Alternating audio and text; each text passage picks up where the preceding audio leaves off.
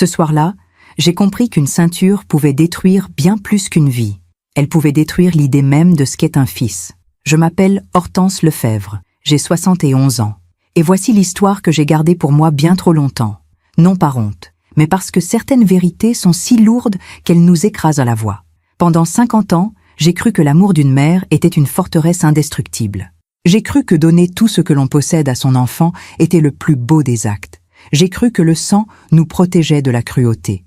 Ce soir-là, dans mon propre salon, j'ai compris que j'avais eu tort. Tout a commencé 3 mois plus tôt, par un dîner qui semblait ordinaire. Maxime, mon fils unique, était venu me rendre visite avec Céline, sa femme.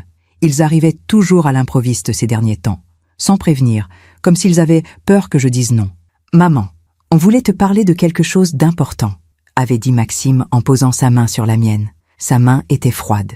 Je m'en souviens encore. Céline avait souri. Ce sourire étrange qu'elle avait pris l'habitude d'afficher depuis quelques mois. Un sourire trop large, trop rapide. « Hortense, vous savez que nous vous aimons beaucoup », avait-elle dit en se penchant vers moi. « Et justement, on s'inquiète pour vous. » Je les avais regardés sans comprendre. « Vous inquiétez ? Mais de quoi ?» Maxime avait échangé un regard avec Céline, puis il avait sorti une enveloppe de sa veste. « Maman, tu as 71 ans maintenant, et avec tout ce que tu possèdes, la maison, les comptes, les placements de papa, on pense qu'il serait prudent de mettre tout ça en ordre. » J'avais froncé les sourcils. « En ordre ? Mais tout est déjà en ordre, Maxime. Ton père a tout organisé avant de partir. » Céline avait ri, un rire léger, presque enfantin. « Oh, Hortense, vous êtes adorable. Mais les choses changent, vous savez. On ne sait jamais ce qui peut arriver. Un accident, une confusion. » Elle avait marqué une pause, puis avait ajouté, avec une douceur qui m'avait glacée, « À votre âge, il vaut mieux anticiper. À votre âge. » Ces 3 mots m'avaient transpercé comme une lame. Maxime avait ouvert l'enveloppe et en avait sorti plusieurs documents. « Regarde, maman, c'est une procuration. Ça te permettrait de ne plus t'occuper de rien. Céline et moi, on gérerait tout pour toi. Tes comptes, tes factures, tes décisions. Tu n'aurais plus à te soucier de rien. » Je les avais fixés en silence. « Une procuration ? » ?»« Oui, maman, juste une signature. Comme ça, si un jour tu as besoin de quelque chose, on pourra t'aider immédiatement. » Quelque chose dans sa voix ne sonnait pas juste. Quelque chose dans son regard non plus. « Maxime, je n'ai besoin d'aide pour rien. Je vais très bien. » Céline avait posé sa main sur mon épaule. Une main trop ferme, trop insistante. « Mais bien sûr que vous allez bien, Hortense. Personne ne dit le contraire. C'est juste par précaution. » J'avais repoussé les papiers vers eux. « Non, je ne signerai rien ce soir. » Le sourire de Céline s'était figé. Maxime avait serré les dents. « Maman, tu ne comprends pas.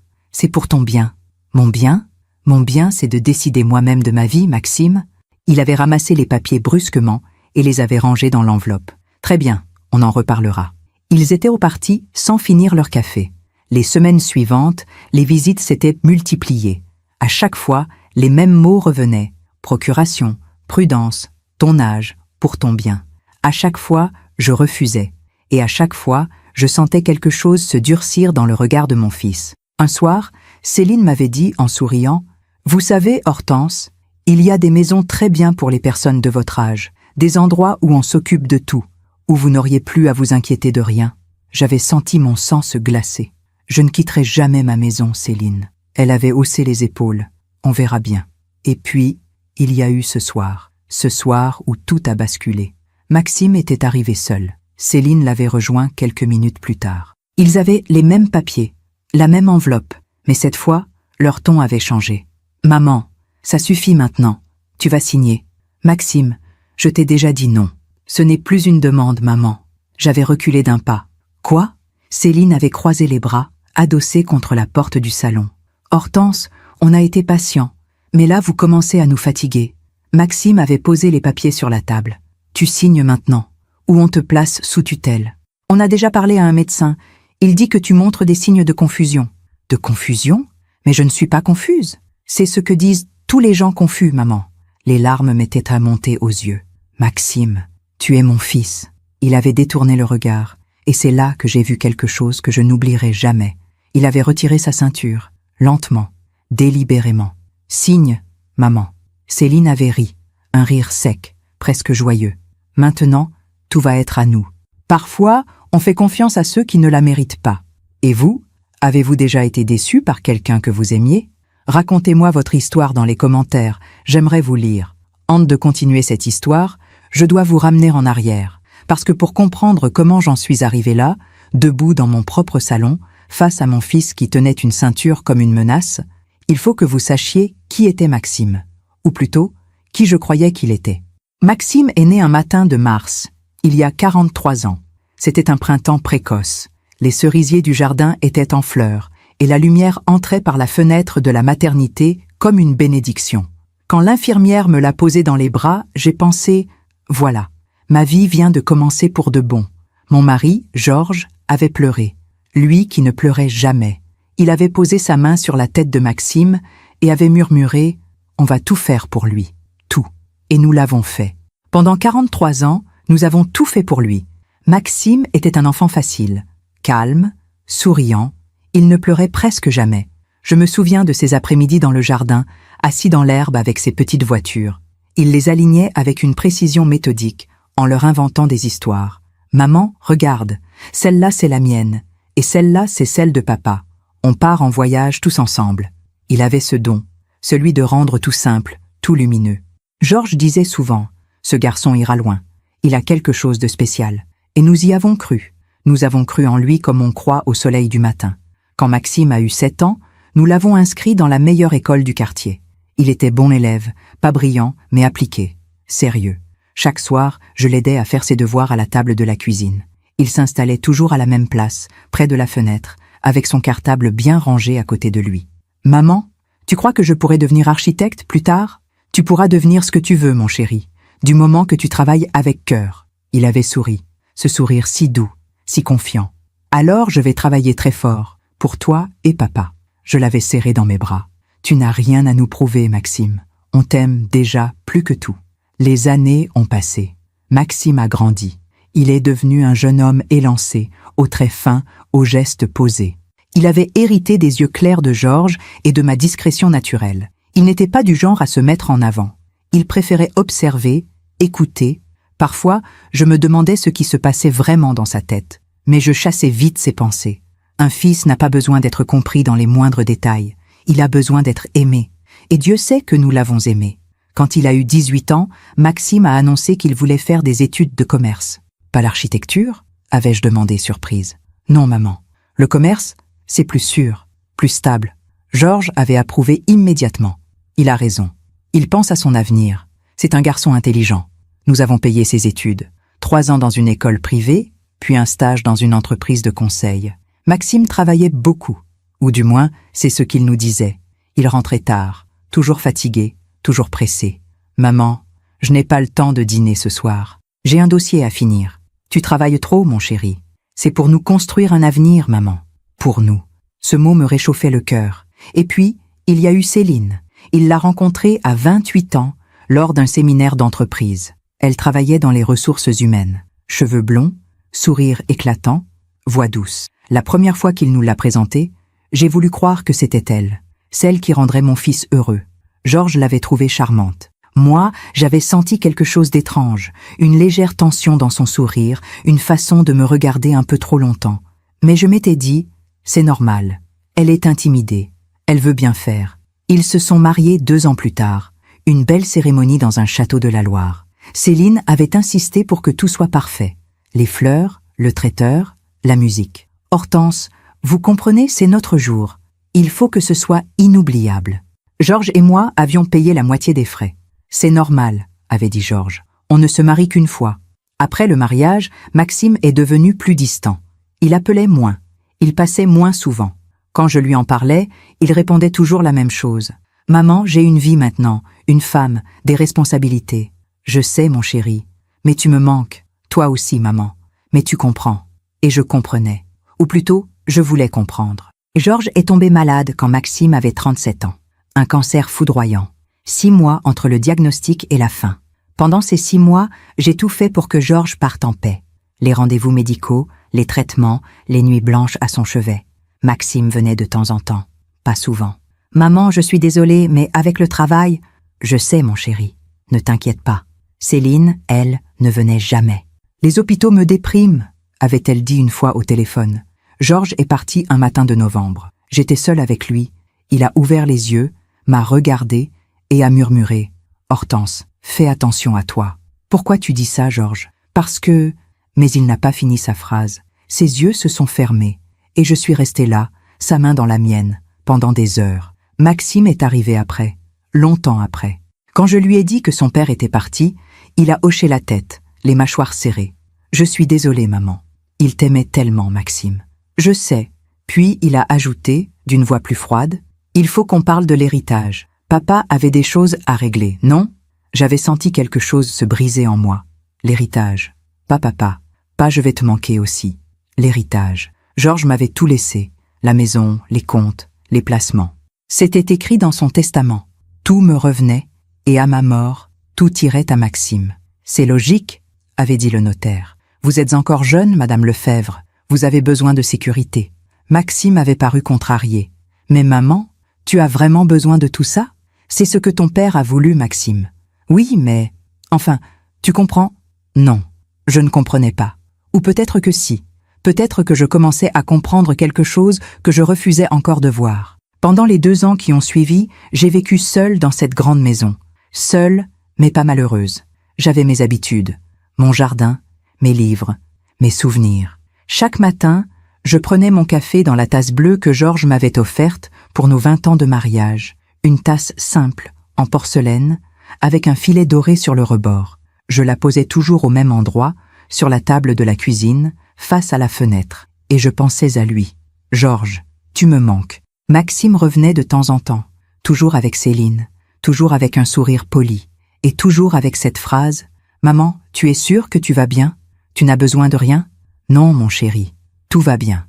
Parce que tu sais, si jamais tu te sens fatigué ou perdu, on est là, perdu. » Ce mot me hantait.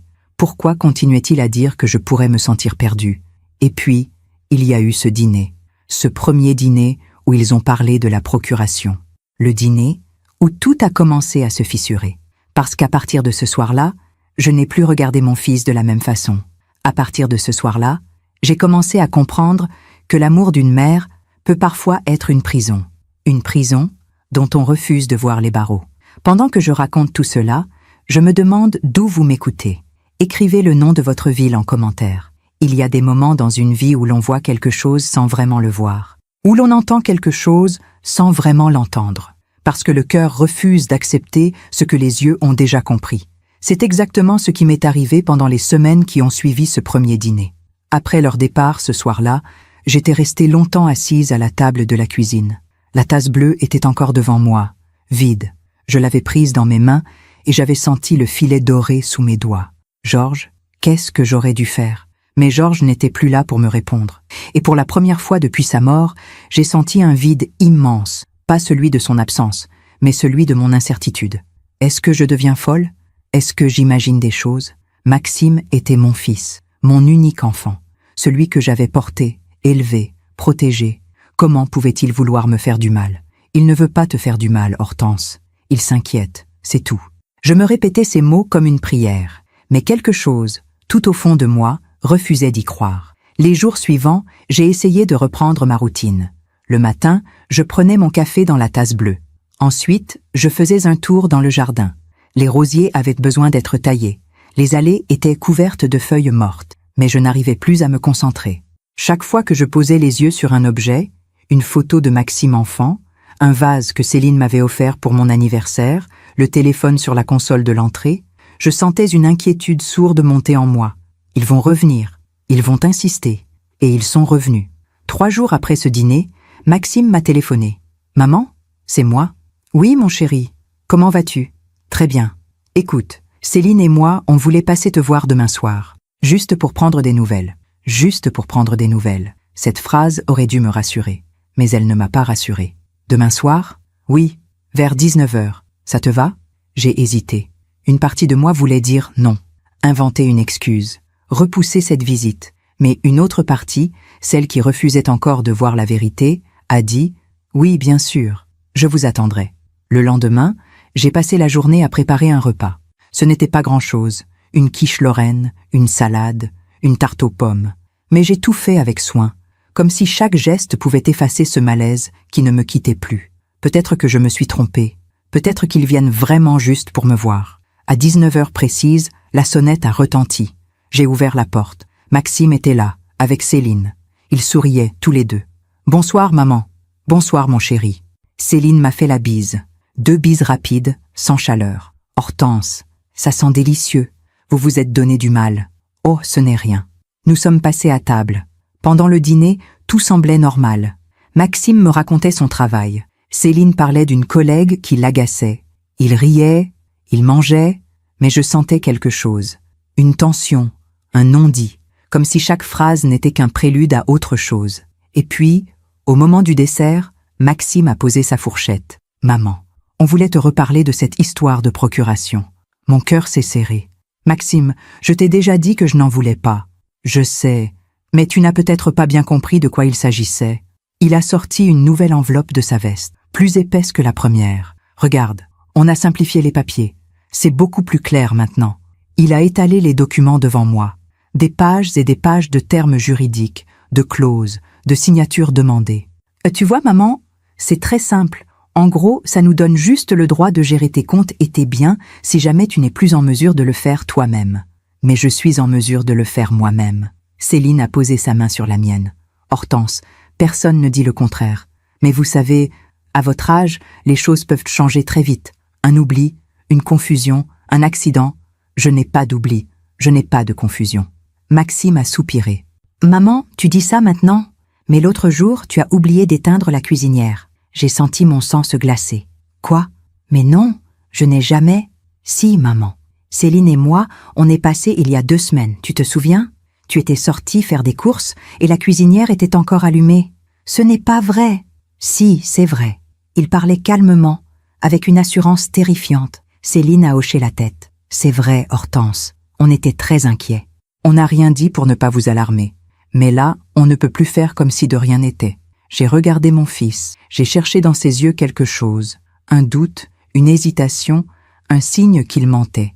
Mais je n'ai rien vu, rien qu'une certitude froide. « Maxime, je ne comprends pas. Pourquoi tu inventes ça? » « Je n'invente rien, maman. »« Si, je n'ai jamais laissé la cuisinière allumée. » Ma voix tremblait. J'ai senti les larmes monter. Maxime a échangé un regard avec Céline. Puis il a dit, d'une voix douce, presque compatissante, « Maman, c'est exactement ce que je disais. Tu ne te rends même plus compte. » J'ai senti quelque chose se briser en moi. Pas ma lucidité, pas ma mémoire, mais quelque chose de plus profond. La confiance absolue que j'avais eue en mon fils pendant toute ma vie. Cette confiance qui me disait « Il ne me fera jamais de mal. C'est impossible. » Et là, assise à ma propre table, devant la tarte aux pommes que j'avais préparée avec amour, j'ai compris. Il ment. Il ment pour me faire douter. Il ment pour me faire peur. Il ment pour que je signe. Non. Ma voix était à peine audible. Non quoi, maman? Non, je ne signerai pas. Maxime a serré les dents. Maman, tu es en train de faire une erreur. C'est toi qui fais une erreur, Maxime. Céline a ri, un petit rire sec, presque amusé. Hortense, vous êtes têtue. Ça va vous causer des problèmes, vous savez? Des problèmes? Quels problèmes? Elle a haussé les épaules. Oh, je ne sais pas. Mais les personnes âgées qui refusent l'aide de leur famille, ça finit souvent mal. Elle avait dit ça avec un sourire qui m'a glacé jusqu'aux os. Ils sont partis peu après. Maxime a ramassé les papiers sans un mot. Céline m'a fait la bise, toujours avec ce sourire étrange. Réfléchissez bien, Hortense, on reviendra. Quand la porte s'est refermée, je suis restée debout dans l'entrée, tremblante. J'ai regardé autour de moi. Ma maison, mes meubles, mes souvenirs, tout était encore là. Mais quelque chose avait changé. Je ne suis plus en sécurité chez moi. Cette nuit-là, je n'ai pas dormi. Je suis restée assise dans la cuisine, la tasse bleue entre mes mains. J'ai pensé à Georges, à Maxime enfant, à toutes ces années où j'avais cru que l'amour suffisait. Georges, qu'est-ce que j'ai fait de mal? Et puis, j'ai pensé à autre chose, à ce que Céline avait dit. Les personnes âgées qui refusent l'aide de leur famille, ça finit souvent mal. Ce n'était pas une inquiétude, c'était une menace. Le lendemain matin, j'ai pris une décision. J'ai téléphoné à Maître Benoît Garnier, l'avocat qui avait réglé la succession de Georges. Maître Garnier, c'est Hortense Lefebvre. Madame Lefebvre, comment allez-vous? J'ai besoin de vous voir, c'est urgent. Il a perçu quelque chose dans ma voix. Bien sûr. Vous pouvez passer demain matin? Oui, Merci. Mais avant même que je puisse aller le voir, Maxime et Céline sont revenus. Cette fois, sans prévenir. J'étais dans le jardin, en train de tailler les rosiers, quand j'ai entendu la voiture se garer dans l'allée. Mon cœur s'est mis à battre très fort. Ils reviennent déjà. Je suis rentré dans la maison. Ils étaient déjà à la porte. Maxime a sonné. J'ai ouvert. « Bonjour, maman. » Il ne souriait plus. Céline non plus. « On peut entrer ?» Je n'ai pas eu le temps de répondre. Ils sont entrés. Maxime a posé les papiers sur la table du salon. « Maman, on en a assez. Tu vas signer maintenant. »« Non, Maxime. »« Si. » Céline s'est approchée de moi. « Hortense, vous ne comprenez pas. Vous devez signer. Sinon, on va être obligé de prendre d'autres mesures. » « Quelles mesures ? » « Une mise sous tutelle. » J'ai senti mes jambes trembler. « Vous ne pouvez pas faire ça. » Maxime a croisé les bras. « Si, maman, on peut. On a déjà parlé à un médecin. Il a accepté de signer un certificat médical attestant que tu montres des signes de sénilité. » « De sénilité ? Mais c'est faux. Ce n'est pas à toi de décider, maman. » J'ai compris, à ce moment-là, que ce n'était plus une demande. C'était un piège qu'ils avaient préparé depuis longtemps. Et je m'étais laissé enfermer dedans sans même m'en rendre compte. « Ah, Maxime, pourquoi tu fais ça ?» Il a détourné le regard. « Parce que j'en ai besoin. » « Besoin de quoi ? De cet argent, de cette maison, de tout ce que papa t'a laissé. » Il avait dit ça froidement, sans honte, comme si c'était une évidence. Céline a ajouté, avec un sourire, « Vous ne vivrez pas éternellement, Hortense, autant que tout soit réglé maintenant. » J'ai reculé d'un pas, et j'ai dit, d'une voix que je ne me connaissais pas, « Sortez de chez moi. » Maxime a ri. « C'est ma maison, maman. Ou en tout cas, elle le sera bientôt. » Sortez ? Non. Et c'est là que j'ai compris. Ils ne partiraient pas. Ils ne me laisseraient pas tranquille. Ils ne s'arrêteraient que quand ils auraient tout pris. Alors j'ai fait quelque chose que je n'avais jamais fait de ma vie. J'ai menti. Très bien. Je vais signer. Maxime a froncé les sourcils. Quoi ? Je vais signer. Mais pas maintenant. Demain. Je veux relire les papiers calmement. Céline a souri. Enfin, vous devenez raisonnable. Ils sont partis. Et dès que la porte s'est refermée, j'ai pris mon téléphone. J'ai appelé Maître Garnier. Maître, il faut que vous veniez chez moi. Tout de suite. Madame Lefebvre, que se passe-t-il ? Mon fils veut me voler ma vie. Maître Garnier est arrivé chez moi 1 heure plus tard. C'était un homme dans la soixantaine, élégant, au regard posé. Il avait connu Georges pendant plus de 20 ans. Il avait réglé notre succession, nos donations, nos testaments. C'était quelqu'un en qui j'avais confiance. Quand je lui ai ouvert la porte, il a immédiatement vu que quelque chose n'allait pas. « Madame Lefebvre, vous êtes toute pâle. Entrez, s'il vous plaît. » Nous nous sommes installés au salon. J'ai posé devant lui les documents que Maxime avait laissés. Il les a parcourus en silence, page après page, le visage de plus en plus grave. Puis, il a levé les yeux vers moi. « Madame Lefebvre, vous comprenez ce que c'est ? Une procuration, non ? Oui, mais pas n'importe laquelle. C'est une procuration générale, universelle et irrévocable. » J'ai senti mon cœur se serrer. Qu'est-ce que ça veut dire ? Ça veut dire que si vous signez ça, votre fils et sa femme auront un contrôle total sur tous vos biens, vos comptes bancaires, vos placements, cette maison, tout. Et vous ne pourrez plus rien faire. Vous ne pourrez même plus retirer d'argent sans leur autorisation. Le silence est tombé dans la pièce. Et je ne pourrai pas annuler cette procuration ? Non, c'est écrit ici, en tout petit, irrévocable. Une fois signé, c'est définitif. J'ai senti mes mains trembler. Mais pourquoi Maxime voudrait ça ? Maître Garnier a posé les papiers sur la table et m'a regardé avec une douceur terrible. « Madame Lefebvre, je dois vous poser une question difficile. Votre fils a-t-il des problèmes financiers ? Je ne sais pas. Des dettes, des investissements qui ont mal tourné ? Il ne m'en a jamais parlé. » Maître Garnier a hoché la tête lentement. « Je vois. Madame Lefebvre, je vais être direct avec vous. Ce type de document, on ne le fait signer que dans 2 cas.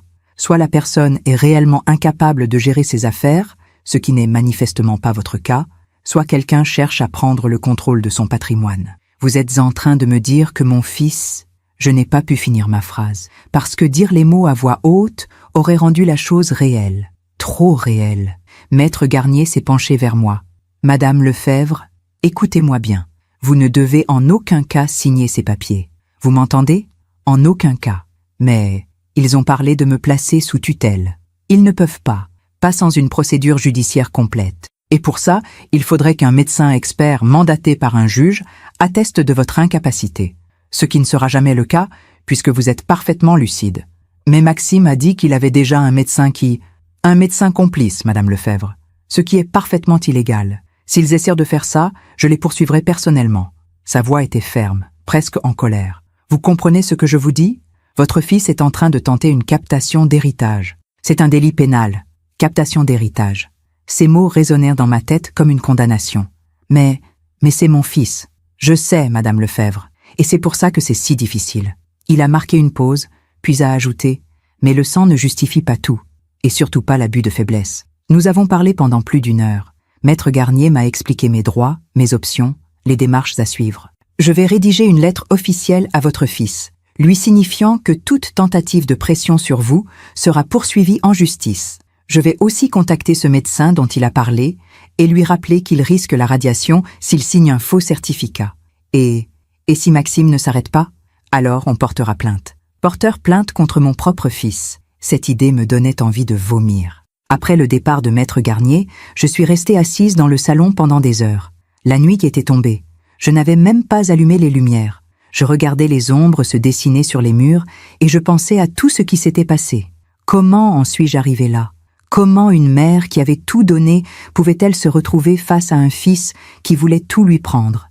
J'ai pensé à toutes ces années, à tous ces sacrifices, les nuits blanches quand Maxime était bébé, les devoirs à la table de la cuisine, les frais d'école, les frais de mariage, les cadeaux, les aides financières, tout ce que nous avons fait pour lui. Et maintenant, il voulait me dépouiller. Il voulait me voler ma dignité, ma liberté, ma vie. J'ai senti la colère monter en moi, mais pas seulement contre Maxime, contre moi aussi, parce que j'avais vu les signes, j'avais vu son regard changer après la mort de Georges, j'avais senti sa froideur grandir. J'avais entendu ses questions insistantes sur l'héritage, mais je n'avais rien voulu voir, parce que voir aurait signifié accepter l'inacceptable. Cette nuit-là, je n'ai pas dormi non plus. Je suis montée dans ma chambre et je me suis assise sur le lit. Sur ma table de nuit, il y avait une photo de Maxime, une photo prise quand il avait 5 ans, dans le jardin. Il souriait, les bras tendus vers moi. J'ai pris la photo dans mes mains et j'ai pleuré. J'ai pleuré pour cet enfant qui n'existait plus. J'ai pleuré pour la mère que j'avais été. J'ai pleuré pour tout ce qui aurait pu être et qui ne serait jamais. Le lendemain matin, j'ai reçu un appel. C'était Céline. Hortense, c'est moi. Sa voix était étrangement joyeuse. Bonjour Céline. Alors, vous avez réfléchi? Réfléchi à quoi? À la procuration, voyons. Maxime m'a dit que vous alliez signer aujourd'hui. J'ai serré le téléphone plus fort. Non, Céline, je ne signerai rien. Il y a eu un silence, puis elle a ri. Un rire froid, presque moqueur. Ah bon? Vous êtes sûre, Hortense? Parce que vous savez, on peut rendre les choses très difficiles pour vous. C'est une menace? Non, c'est un conseil. Et elle a raccroché. J'ai senti la peur revenir. Une peur sourde, insidieuse. Ils ne vont pas s'arrêter. Maître Garnier avait beau me dire que j'étais protégée par la loi, je savais que Maxime et Céline ne reculeraient pas. Ils voulaient cet argent. Ils voulaient cette maison. Et ils feraient tout pour l'obtenir. Pendant les jours suivants, j'ai essayé de vivre normalement. Je prenais mon café le matin dans la tasse bleue, je taillais les rosiers, je lisais, mais tout était différent. Chaque fois que le téléphone sonnait, je sursautais. Chaque fois qu'une voiture passait dans la rue, je regardais par la fenêtre. Est-ce qu'ils reviennent? Et puis, un soir, ils sont revenus. Sans prévenir, comme toujours. J'étais dans la cuisine, en train de préparer mon dîner, quand j'ai entendu la sonnette. Mon cœur s'est mis à battre très fort. J'ai regardé par le Judas. C'était Maxime. Seul, cette fois. J'ai ouvert la porte. « Bonsoir, maman. »« Bonsoir, Maxime. » Il avait l'air fatigué, presque triste. « Je peux entrer ?» J'ai hésité. Puis j'ai dit « Oui. » Nous nous sommes assis au salon. Maxime ne disait rien. Il regardait ses mains, puis il a levé les yeux vers moi. « Maman, je suis désolé. » J'ai senti quelque chose se serrer dans ma poitrine. Désolé de quoi, Maxime? De tout? De la façon dont je me suis comportée? De ce que j'ai dit? De cette histoire de procuration? Il avait les larmes aux yeux. Je ne sais pas ce qui m'a pris. J'étais stressée, perdue. Céline me mettait la pression. Céline? Oui, elle. Elle veut qu'on achète une maison plus grande. Elle veut qu'on change de voiture. Elle veut tout le temps. Et moi, je ne sais plus comment faire. Il a baissé la tête. Alors j'ai pensé que peut-être, si je pouvais accéder à ton argent plus tôt, j'ai regardé mon fils. J'ai vu ses épaules affaissées, son visage défait. Et malgré tout ce qui s'était passé, malgré la peur, Malgré la colère, j'ai senti quelque chose de terrible monter en moi. La pitié. Maxime, je sais, maman, je sais que j'ai mal agi, mais je te promets que ça ne se reproduira plus. Il s'est levé et s'est approché de moi. S'il te plaît, maman, pardonne-moi. Et là, j'ai fait quelque chose que je regretterai longtemps. J'ai dit, d'accord, d'accord quoi, je te pardonne. Maxime a souri, un sourire soulagé, presque enfantin. Merci, maman, merci. Il m'a pris dans ses bras, et pendant quelques secondes, j'ai cru que tout redeviendrait comme avant. J'ai cru que mon fils était revenu. Mais quand il s'est écarté, j'ai vu quelque chose dans son regard. Quelque chose qui m'a glacé. Il ment. Il mentait comme il avait menti pour la cuisinière. Il mentait comme il mentirait encore, parce que Maxime n'était pas venu pour s'excuser. Il était venu pour me faire baisser ma garde. Maman, puisqu'on a fait la paix, tu pourrais peut-être m'aider quand même? Juste un peu. T'aider comment? Céline et moi, on a besoin de 20 000 € pour les travaux de notre appartement. Tu pourrais nous les prêter? 20 000 €. Maxime, c'est beaucoup d'argent. Je sais, maman, mais on te les rendra. Je te le promets. J'ai regardé mon fils, et j'ai compris que je n'avais plus le choix. Si je disais non, il repartirait en colère. Si je disais oui, il reviendrait en demander plus. J'étais piégée. Alors j'ai dit ce que toutes les mères disent quand elles ne savent plus quoi faire. Laisse-moi réfléchir. Maxime est parti peu après. Et dès qu'il a franchi la porte, j'ai appelé Maître Garnier. Maître, il est revenu. Qu'est-ce qu'il voulait? De l'argent? 20 000 €? Maître Garnier a soupiré. Madame Lefebvre, écoutez-moi bien. Vous ne devez rien lui donner. Rien. Parce que si vous commencez, il ne s'arrêtera jamais. Mais c'est mon fils. Justement, c'est votre fils qui abuse de vous. Cette nuit-là, je suis restée éveillée encore une fois. J'ai pensé à tout ce que Maître Garnier m'avait dit. J'ai pensé à tout ce que Maxime m'avait fait. Et j'ai compris quelque chose de terrible. Je l'ai laissé faire. Pendant toutes ces années, j'ai laissé Maxime devenir cet homme. J'ai cédé à tous ses caprices. J'ai payé toutes ses erreurs. J'ai fermé les yeux sur tous ses défauts, parce que c'était plus facile que d'affronter la vérité. Mon fils n'est pas celui que je croyais. Et maintenant, il était trop tard pour revenir en arrière. Maintenant, je devais faire face à la réalité, faire face à lui, faire face à moi-même. Pendant que je raconte tout cela, je me demande d'où vous m'écoutez. Écrivez le nom de votre ville en commentaire. Les semaines qui ont suivi ont été les plus étranges de ma vie. J'étais dans une sorte de no man's land émotionnel, quelque part entre la lucidité et le déni, entre la peur et l'espoir. Une partie de moi savait exactement ce qui se passait, mais une autre partie refusait encore d'y croire complètement. Peut-être que je me trompe, peut-être qu'il y a une explication. C'est ce que je me répétais chaque matin, en buvant mon café dans la tasse bleue. Mais au fond de moi, je savais que quelque chose de terrible était en train de se préparer.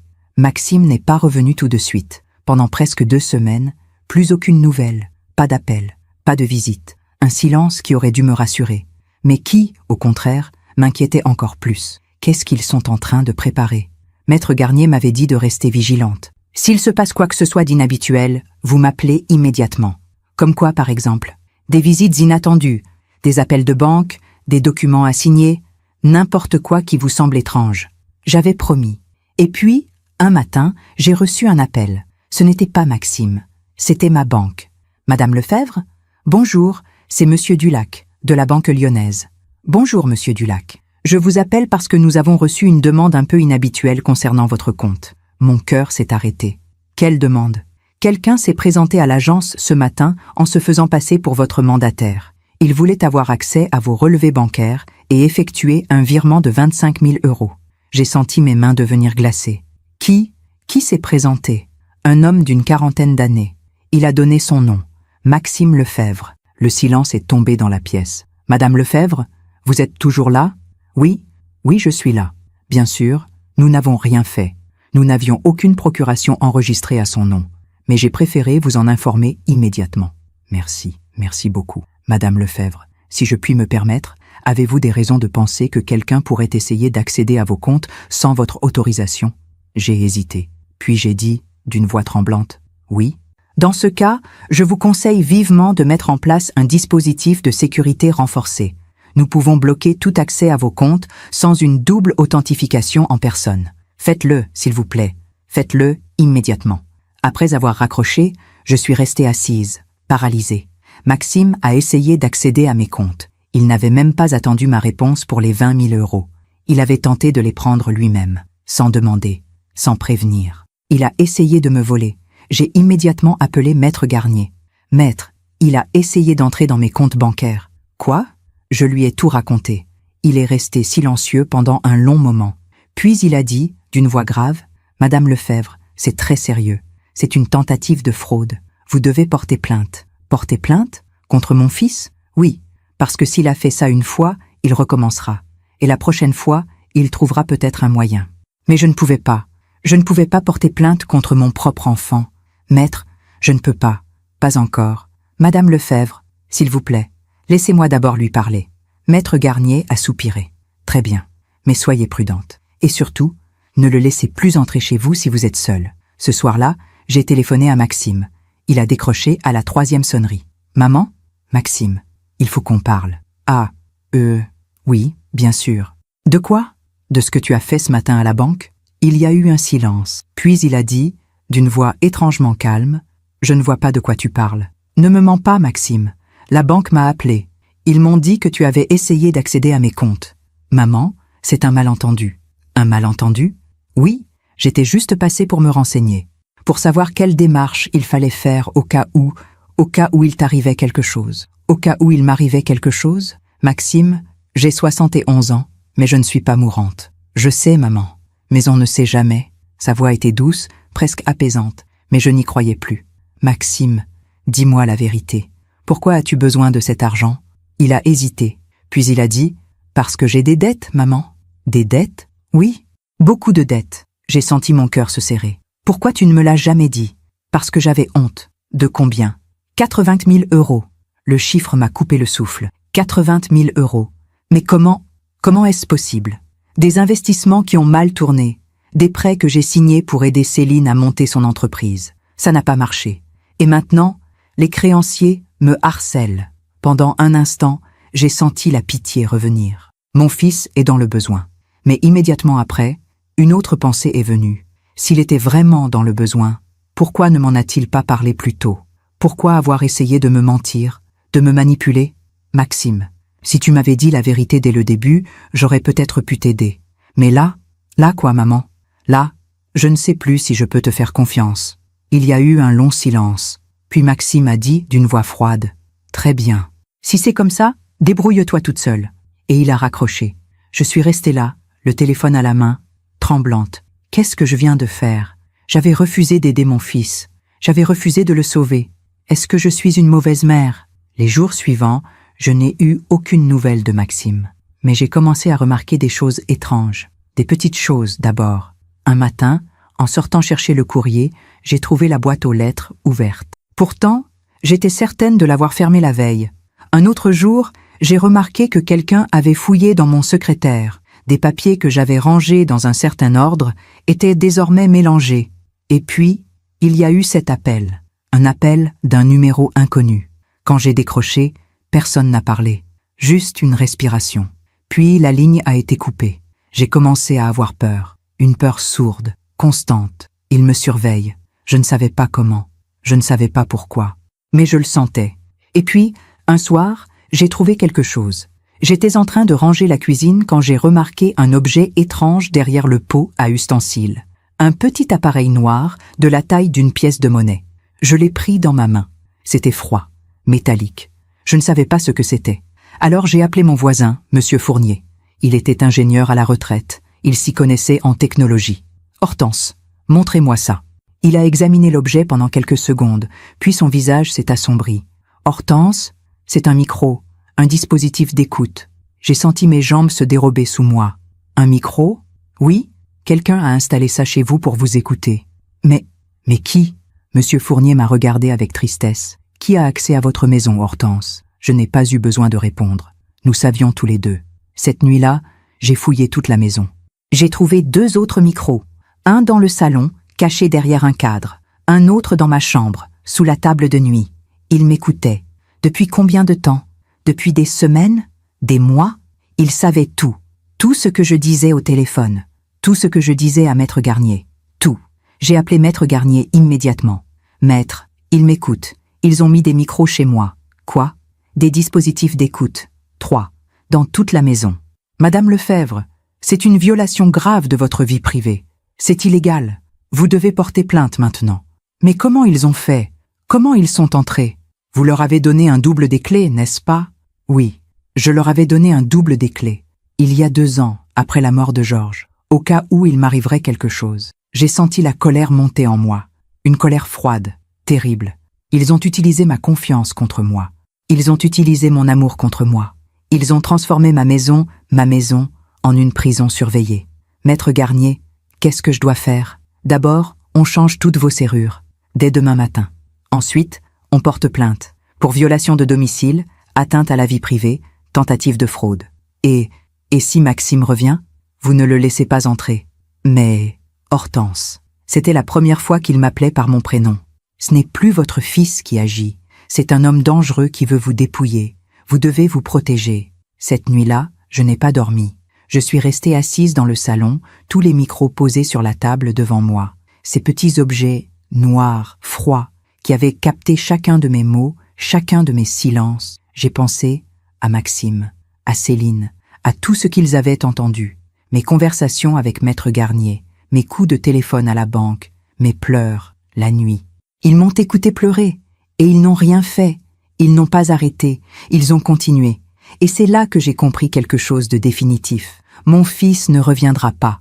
L'homme qui voulait cet argent, cette maison, ce pouvoir sur moi, ce n'était plus l'enfant que j'avais porté. Ce n'était plus le garçon qui jouait dans le jardin avec ses petites voitures. C'était un étranger que j'avais moi-même créé, en cédant toujours, en fermant les yeux toujours, en aimant sans jamais poser de limite. Le lendemain matin, j'ai fait changer toutes les serrures. Un serrurier est venu à 8 heures. Il a tout remplacé. La porte d'entrée, la porte de derrière, le portail du jardin. Voilà, madame. Personne ne pourra plus entrer sans vos nouvelles clés. Merci. À 10 heures, Maître Garnier est arrivé avec un huissier. Ils ont photographié les micros. Ils ont rédigé un constat officiel. Madame Lefebvre, avec ses preuves, nous avons un dossier solide. Ah, vous êtes sûre? Absolument. À midi, j'ai reçu un message. De Maxime. Maman, il faut qu'on parle. C'est urgent. Je passe ce soir. J'ai regardé le message pendant longtemps. Puis j'ai répondu, non, tu ne passes pas. Change tes projets. La réponse est arrivée presque immédiatement. Quoi? Pourquoi? Parce que j'ai changé les serrures. Et parce que je sais ce que tu as fait. Il y a eu un long silence. Puis, maman, je ne comprends pas. De quoi tu parles? Des micros, Maxime. Des 3 micros que tu as installés chez moi. Plus de réponse. Pendant 1 heure, plus rien. Et puis, à 13 heures, mon téléphone a sonné. C'était Céline. Hortense, il faut qu'on se voie. Non? Si. Parce que sinon, vous allez le regretter. Sa voix était glaciale. Me regretter quoi, Céline? Vous verrez. Et elle a raccroché. Je me demande encore si j'ai fait le bon choix. Et vous, qu'auriez-vous fait à ma place? Après l'appel de Céline, je suis restée immobile pendant plusieurs minutes. Ces derniers mots résonnaient encore dans ma tête. Vous verrez. Ce n'était pas une simple menace. C'était une promesse que quelque chose de terrible allait se passer. J'ai appelé Maître Garnier. Maître, Céline vient de m'appeler. Elle m'a menacée. Qu'est-ce qu'elle a dit exactement? Qu'il fallait qu'on se voie.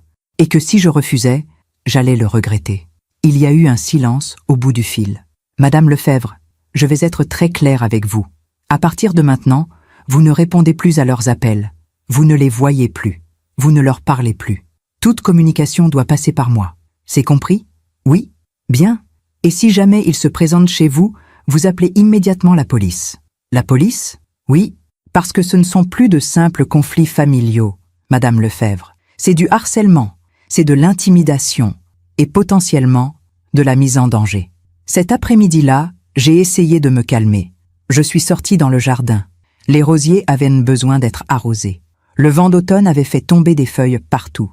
J'ai pris mon arrosoir et j'ai commencé à faire le tour des massifs. Mais mes mains tremblaient. Chaque fois qu'une voiture passait dans la rue, je levais la tête. Est-ce qu'ils viennent? Vers 17 heures, j'ai entendu une voiture se garer devant chez moi. Mon cœur s'est mis à battre très fort. Je me suis approchée de la fenêtre du salon, discrètement. C'étaient eux, Maxime et Céline. Ils étaient devant le portail, en train de parler. Céline pointait quelque chose du doigt. Maxime hochait la tête. Puis ils se sont dirigés vers la porte. La sonnette a retenti. 1 fois, 2 fois, 3 fois. Je n'ai pas bougé. « Maman? Maman, on sait que tu es là !» C'était la voix de Maxime. « Ouvre, s'il te plaît. Il faut qu'on parle. » Je suis restée silencieuse, le dos contre le mur de l'entrée. « Maman !» Il a sonné encore, encore, encore. Puis j'ai entendu Céline dire « Elle ne veut pas ouvrir. Et c'est ta clé. » Je n'ai plus ma clé. Elle a changé les serrures. Il y a eu un silence. Puis Céline a dit, d'une voix dure, « Cette vieille conne !» J'ai senti quelque chose se briser en moi en entendant ces mots. « Vieille conne !» Voilà comment elle me voyait. Voilà comment ils me voyaient, tous les deux.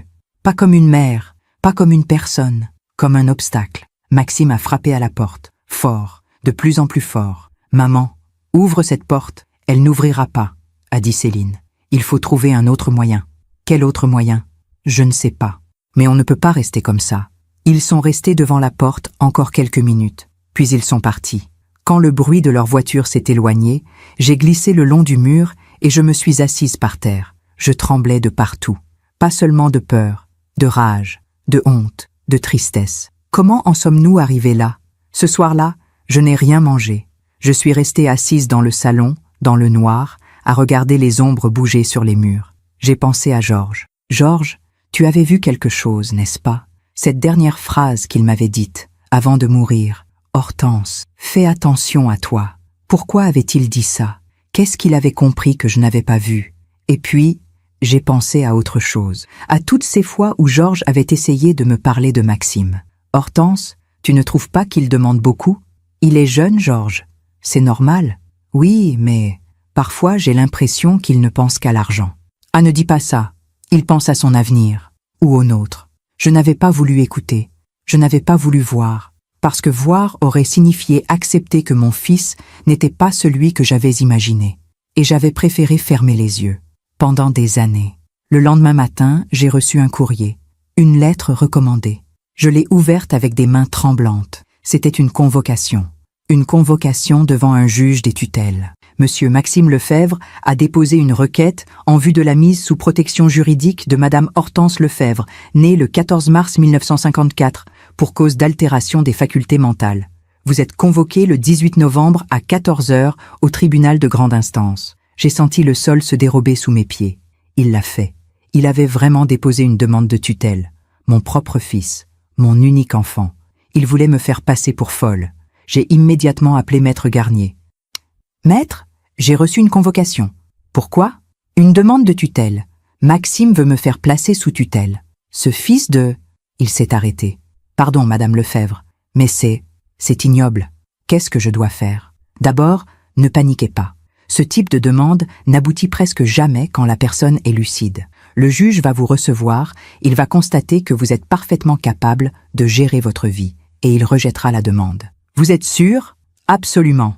Mais il faut préparer votre défense. Je vais rédiger un dossier complet, avec les attestations de vos médecins, de vos amis, de vos voisins, et je serai présent à l'audience avec vous.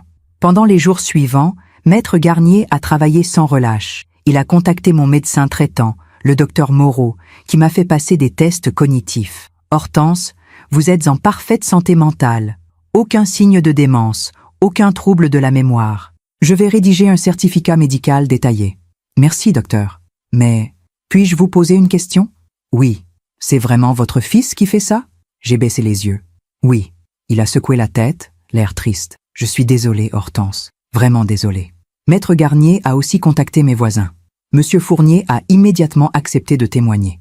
Hortense est une femme parfaitement autonome et lucide. Je la vois tous les jours. Elle s'occupe de son jardin, elle gère sa maison, elle lit, elle réfléchit. Il n'y a aucune raison de la placer sous tutelle. Madame Blanchard, ma voisine d'en face, a fait de même. Je connais Hortense depuis 20 ans.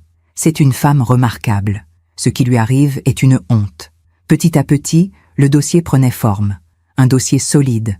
Un dossier qui prouvait que j'étais saine d'esprit, que j'étais victime, pas malade. Mais malgré tout, j'avais peur. Peur que le juge ne me croie pas. Peur que Maxime ait trouvé un moyen de me faire passer pour folle.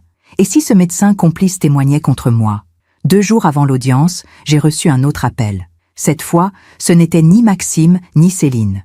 C'était quelqu'un d'autre. Une femme. Madame Lefebvre? Oui. Je m'appelle Nathalie Berger. Je suis... j'étais la comptable de votre fils. Mon cœur s'est mis à battre plus fort. Sa comptable? Oui, je viens de démissionner. Et il faut que je vous parle. Me parler de quoi?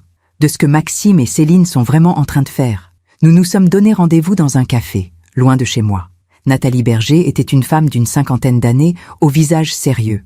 Elle s'est assise en face de moi et a posé une enveloppe sur la table. Madame Lefebvre, je ne sais pas par où commencer. Commencer par le début. Elle a pris une grande inspiration. Votre fils et sa femme sont endettés jusqu'au cou. Mais ce n'est pas pour les raisons qu'il vous a dites. Qu'est-ce que vous voulez dire? Ce n'est pas à cause d'investissements ratés. C'est à cause de leur train de vie. Elle a ouvert l'enveloppe et en a sorti des documents. Des relevés bancaires, des factures, des reçus. Regardez. Voyages de luxe, restaurants étoilés, voitures de sport, bijoux, vêtements de marque, tout ça financé à crédit. J'ai regardé les chiffres. 90 000 € de dette, 100 000, plus. Mon Dieu. Et ce n'est pas tout, a continué Nathalie. Céline a monté une société il y a 2 ans, une société de conseil en ressources humaines. Elle a fait croire à Maxime qu'elle allait gagner beaucoup d'argent. Et alors, la société n'a jamais fait un seul euro de chiffre d'affaires. C'est une coquille vide, mais elle a servi à emprunter encore plus d'argent. J'ai senti la nausée monter. Pourquoi vous me dites tout ça? Parce que j'ai démissionné quand j'ai compris ce qu'il préparait. Ce qu'il préparait? Elle m'a regardé droit dans les yeux. Madame Lefebvre, votre fils et sa femme ont un plan qu'ils ont élaboré il y a plus d'1 an. Quel plan? Vous faire signer cette procuration, vider vos comptes, vendre votre maison et vous placer dans une maison de retraite. Le silence est tombé. Une maison de retraite? Oui. Ils ont même déjà visité un établissement médicalisé pour personnes atteintes de démence. Mais je n'ai pas de démence, je sais. Mais avec un faux certificat médical et une mise sous tutelle, ils pourraient vous y placer de force. J'ai senti les larmes couler sur mes joues. Pourquoi? Pourquoi il fait ça? Nathalie a posé sa main sur la mienne. Parce qu'il a peur. Peur de perdre son niveau de vie. Peur que les créanciers le poursuivent. Peur de devoir affronter ses responsabilités. Et moi? Vous, Madame Lefebvre, vous êtes juste un moyen d'obtenir ce qu'il veut. Elle a sorti un autre document. J'ai fait des copies de tout. Les relevés bancaires, les contrats de prêt, les factures. Tout est là.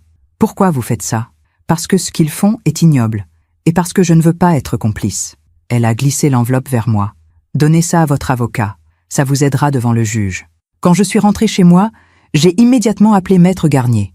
Maître, j'ai quelque chose d'important. Il est venu dans l'heure. J'ai étalé tous les documents sur la table. Il les a parcourus en silence, page après page. Puis, il a levé les yeux vers moi. Madame Lefebvre, avec ça, on ne va pas seulement gagner l'audience, on va les détruire. Cette nuit-là, pour la première fois depuis des semaines, j'ai ressenti quelque chose de nouveau. Pas de la joie, pas du soulagement, mais une forme de clarté. Je sais qui ils sont, je sais ce qu'ils ont fait, je sais ce qu'ils voulaient me faire. Et maintenant, je sais quoi faire. Le lendemain matin, j'ai pris mon café dans la tasse bleue. J'ai regardé le filet doré sur le rebord et j'ai pensé à Georges. Georges, tu avais raison, il fallait faire attention. Mais maintenant, c'est moi qui vais me battre. Pour toi, pour moi et pour la vérité. Le 18 novembre est arrivé, le jour de l'audience. Je me suis levée tôt. J'ai mis ma plus belle robe, celle que je portais pour les grandes occasions. J'ai coiffé mes cheveux avec soin. Je voulais que le juge voie une femme digne, une femme lucide, une femme qui refusait d'être une victime. Maître Garnier est venu me chercher à 13h. Vous êtes prête, Madame Lefebvre? Oui. Bien, rappelez-vous, vous dites la vérité. Simplement, calmement. Je n'ai pas peur de dire la vérité, je sais. C'est pour ça que nous allons gagner. Au tribunal, j'ai vu Maxime et Céline dans le couloir. Ils étaient assis sur un banc, en train de parler à voix basse avec un homme en costume, sans doute leur avocat. Quand Maxime m'a vu, il s'est levé. Nos regards se sont croisés. Pendant quelques secondes, j'ai cherché dans ses yeux quelque chose de mon fils, une trace de l'enfant qu'il avait été, un regret, une hésitation. Mais je n'ai rien vu, rien qu'une froideur terrible. L'audience a commencé. Le juge était une femme d'une 60aine d'années, au regard perçant mais juste. Madame Lefebvre, vous comprenez pourquoi vous êtes ici aujourd'hui? Oui, Madame la juge. Mon fils a demandé ma mise sous tutelle. Et que pensez-vous de cette demande? Je pense qu'elle est injuste et mensongère. Maître Garnier a présenté notre dossier, les certificats médicaux, les témoignages des voisins, les preuves des micros installés chez moi, les relevés bancaires fournis par Nathalie Berger. Tout. L'avocat de Maxime a tenté de me discréditer. Madame Lefebvre, n'est-il pas vrai que vous avez oublié d'éteindre votre cuisinière il y a quelques semaines? Non, c'est faux. Votre fils affirme le contraire. Mon fils ment. Le juge m'a regardé. Madame Lefebvre, c'est une accusation grave. Je sais, madame la juge, mais c'est la vérité. Mon fils ment pour obtenir le contrôle de mes biens. L'audience a duré 2 heures. À la fin, le juge a pris quelques minutes pour examiner tous les documents. Puis, elle a levé les yeux. J'ai ma décision. Le silence est tombé dans la salle. La demande de mise sous tutelle est rejetée. Madame Lefebvre est manifestement en pleine possession de ses moyens.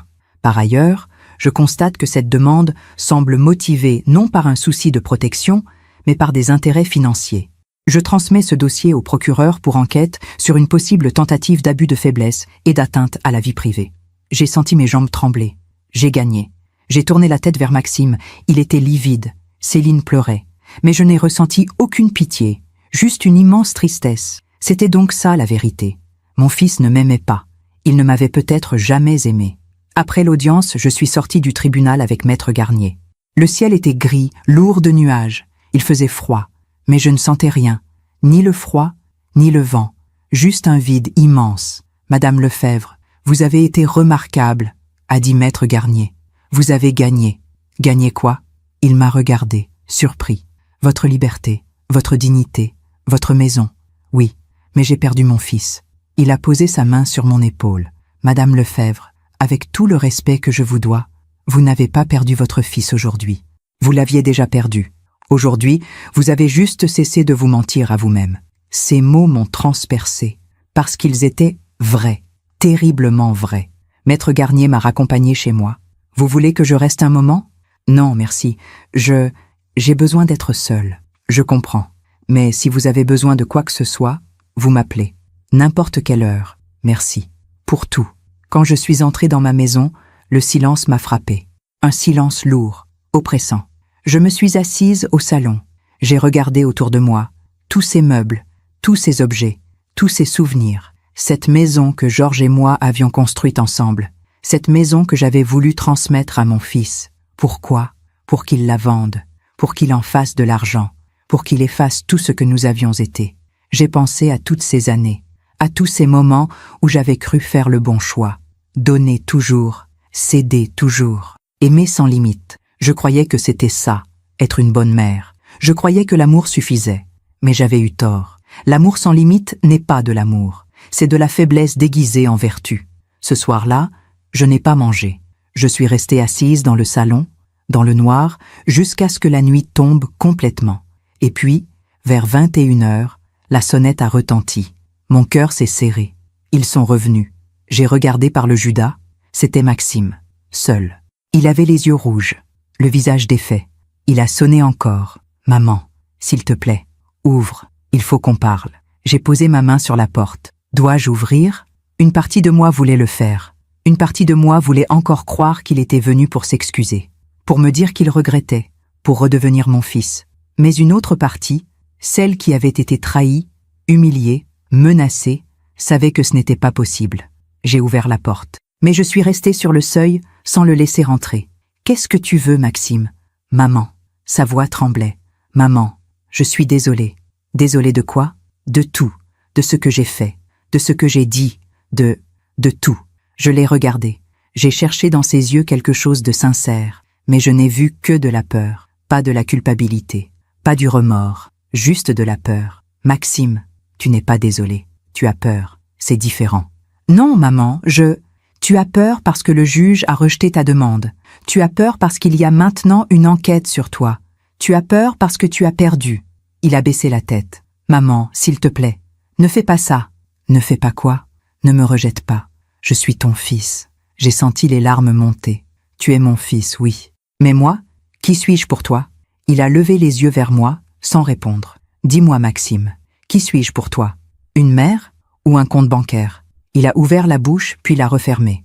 Il ne savait pas quoi dire. Ou plutôt, il savait, mais il ne pouvait pas le dire à voix haute. « Maxime, pendant toute ma vie, j'ai cru que t'aimer suffisait, que te donner tout ce que je pouvais te donner suffirait à faire de toi un homme bien. Mais j'avais tort. Maman, non, J'avais tort parce que je ne t'ai jamais appris la chose la plus importante. Quoi? Que tout n'est pas dû, que la vie ne nous doit rien, et que l'amour d'une mère n'est pas un chèque en blanc. Il y a eu un long silence. Puis Maxime a dit, d'une voix brisée, « Alors tu ne m'aimes plus ?» J'ai senti mon cœur se déchirer. « Je t'aimerai toujours, Maxime, parce que tu es mon fils. Mais je ne peux plus accepter ce que tu es devenu. Ce que je suis devenu? Un homme qui installe des micros chez sa mère, un homme qui essaie de la faire passer pour folle, un homme qui voulait l'enfermer dans une maison de retraite pour lui voler sa vie. » Maxime a reculé d'un pas. « Comment je sais? Parce que quelqu'un de bien m'a prévenu, quelqu'un qui avait encore une conscience. Il est devenu livide. Nathalie? Oui, Nathalie. » Il a serré les poings, et pendant quelques secondes, j'ai vu quelque chose dans ses yeux qui m'a glacé, de la colère, une colère froide, presque haineuse. « Cette salope !» Ne parle pas comme ça, Maxime. Elle n'avait pas le droit. Elle n'avait pas le droit de tout te raconter. Elle avait le devoir, Maxime. Le devoir de dire la vérité. Il a fait un pas vers moi. J'ai instinctivement reculé. « Maxime, ne t'approche pas. »« Pourquoi? Tu as peur de moi maintenant? » »« Oui. » Le mot est sorti tout seul. Clair, net, sans hésitation. « Oui, j'ai peur de toi. » Maxime s'est figé, comme si je venais de le gifler. « Tu as peur de moi? » ?»« Oui, parce que je ne te reconnais plus. Parce que je ne sais plus de quoi tu es capable. » Il a reculé d'un pas, puis il a dit, d'une voix tremblante, « C'est ta faute, maman. »« Quoi? C'est ta faute si j'en suis là. » J'ai senti quelque chose se tordre dans ma poitrine. « Ma faute? Oui, toi et papa, vous m'avez tout donné. Tout. Et maintenant, vous voulez que je me débrouille comme si je n'avais jamais eu tout ça, comme si je pouvais vivre normalement. Maxime, non, laisse-moi finir. » Sa voix montait. « Toute ma vie, j'ai été habituée à avoir ce que je voulais. Une belle maison, de belles choses, de belles vacances. Et maintenant, je dois vivre avec moins? Maintenant, je dois accepter d'être ordinaire? » Je l'ai regardé, abasourdi. « Tu es en train de me dire que c'est de ma faute si tu as essayé de me voler? Je ne te volais pas. Je récupérais ce qui devait me revenir un jour. Un jour, Maxime. Pas maintenant. Un jour, quand je serai parti. Mais pourquoi attendre? Pourquoi tu as besoin de tout ça? Tu es vieille. Tu n'as plus besoin d'autant d'argent. » Ces mots m'ont frappé comme une gifle. Tu es vieille. Tu n'as plus besoin d'autant d'argent. Voilà donc ce qu'il pensait vraiment. Que ma vie ne valait plus rien. Que mes besoins ne comptaient plus. Que j'étais juste un obstacle entre lui et ce qu'il voulait. « Maxime, sors de chez moi. »« Quoi? Sors. Maintenant. »« Maman, je... » »« Sors. » Ma voix avait tremblé sur le dernier mot. Maxime m'a regardé, le visage tordu par la colère. « Très bien, mais tu vas le regretter. »« Le regretter comment? Tu verras. » Il a fait demi-tour et s'est dirigé vers le portail. Puis, il s'est arrêté et s'est retourné. « Tu sais ce qui est drôle, maman? »« Quoi? »« Papa ne t'aimait pas autant que tu le croyais. » J'ai senti mon sang se glacer. « Quoi? » Il me l'a dit un jour. Il m'a dit qu'il regrettait de t'avoir tout laissé, qu'il aurait dû tout me donner directement. Tu mens. Non, c'est la vérité. Il trouvait que tu étais têtu, qu'il ne pouvait jamais rien décider sans que tu aies ton mot à dire. J'ai voulu répondre. Mais les mots ne sont pas venus, parce qu'une partie de moi se demandait si c'était vrai. Est-ce que Georges pensait vraiment ça? Maxime a souri, un sourire cruel. Tu vois, maman, même papa savait que tu ne valais pas grand-chose. Et il est parti. Je suis restée là, debout sur le seuil, pendant plusieurs minutes, puis j'ai fermé la porte. Je me suis adossée contre elle, et j'ai pleuré. J'ai pleuré comme je n'avais jamais pleuré. Pas seulement pour Maxime, pas seulement pour ce qu'il était devenu, mais pour tout ce que j'avais perdu. Mon fils, mon illusion, ma vie telle que je l'avais imaginée. Cette nuit-là, je n'ai pas dormi. Je suis montée dans ma chambre et j'ai regardé la photo de Maxime sur ma table de nuit. Cette photo où il avait 5 ans, les bras tendus vers moi. J'ai pris la photo et je l'ai retournée, face contre le bois. Je ne peux plus te regarder. Je ne peux plus faire semblant. Le lendemain matin, j'ai reçu un appel de Maître Garnier. « Madame Lefebvre, j'ai une mauvaise nouvelle. » Mon cœur s'est serré. « Quoi? » « Maxime et Céline viennent de déposer plainte contre vous. »« Contre moi? Pourquoi? » ?»« Pour diffamation. Ils affirment que vous avez menti devant le juge, que vous les avez accusés à tort. » J'ai senti la rage monter en moi. « C'est ridicule, je sais, mais c'est leur dernière carte. Ils essaient de vous intimider, de vous faire peur. Qu'est-ce qu'on fait? On se défend et on contre-attaque. J'ai déjà préparé une plainte pour abus de faiblesse, atteinte à la vie privée et tentative d'escroquerie. Les semaines suivantes ont été un cauchemar. des convocations, des interrogatoires, des lettres d'avocats. Maxime et Céline ne lâchaient rien. Ils continuaient à m'attaquer, à me harceler, à essayer de me briser. Un soir, j'ai reçu un message de Céline. Un long message, haineux, plein d'insultes. Vous êtes une vieille femme aigrie qui ne supporte pas de voir son fils heureux. Vous avez détruit notre vie. Vous avez détruit notre réputation. Tout ça parce que vous ne voulez pas partager. Vous êtes égoïste, vous êtes cruel. Et un jour, vous mourrez seul et personne ne pleurera. J'ai lu ce message 3 fois, puis je l'ai effacé, parce que je ne voulais plus laisser leurs mots m'atteindre. Je ne voulais plus leur donner ce pouvoir. Mais la vérité, c'est que j'avais mal, profondément mal. Pas à cause de ce qu'ils disaient, mais à cause de ce que j'avais perdu. Mon fils. La seule chose que j'avais vraiment voulu protéger toute ma vie. Et maintenant, il était devenu mon ennemi. Un matin, je me suis réveillée avec une douleur dans la poitrine. Une douleur sourde, persistante. J'ai appelé le docteur Moreau. « Hortense, venez immédiatement au cabinet. » Après m'avoir examinée, il m'a regardé gravement. « Hortense, c'est le stress. Votre cœur est fatigué. » « Fatigué ? Oui, vous êtes en train de vous épuiser, physiquement et émotionnellement. Qu'est-ce que je dois faire ? Vous reposer, vous éloigner de tout ça. Je ne peux pas tant que ce n'est pas fini. Mais au fond de moi, je savais qu'il avait raison. Je suis en train de me détruire. Pas à cause de Maxime, mais à cause de moi.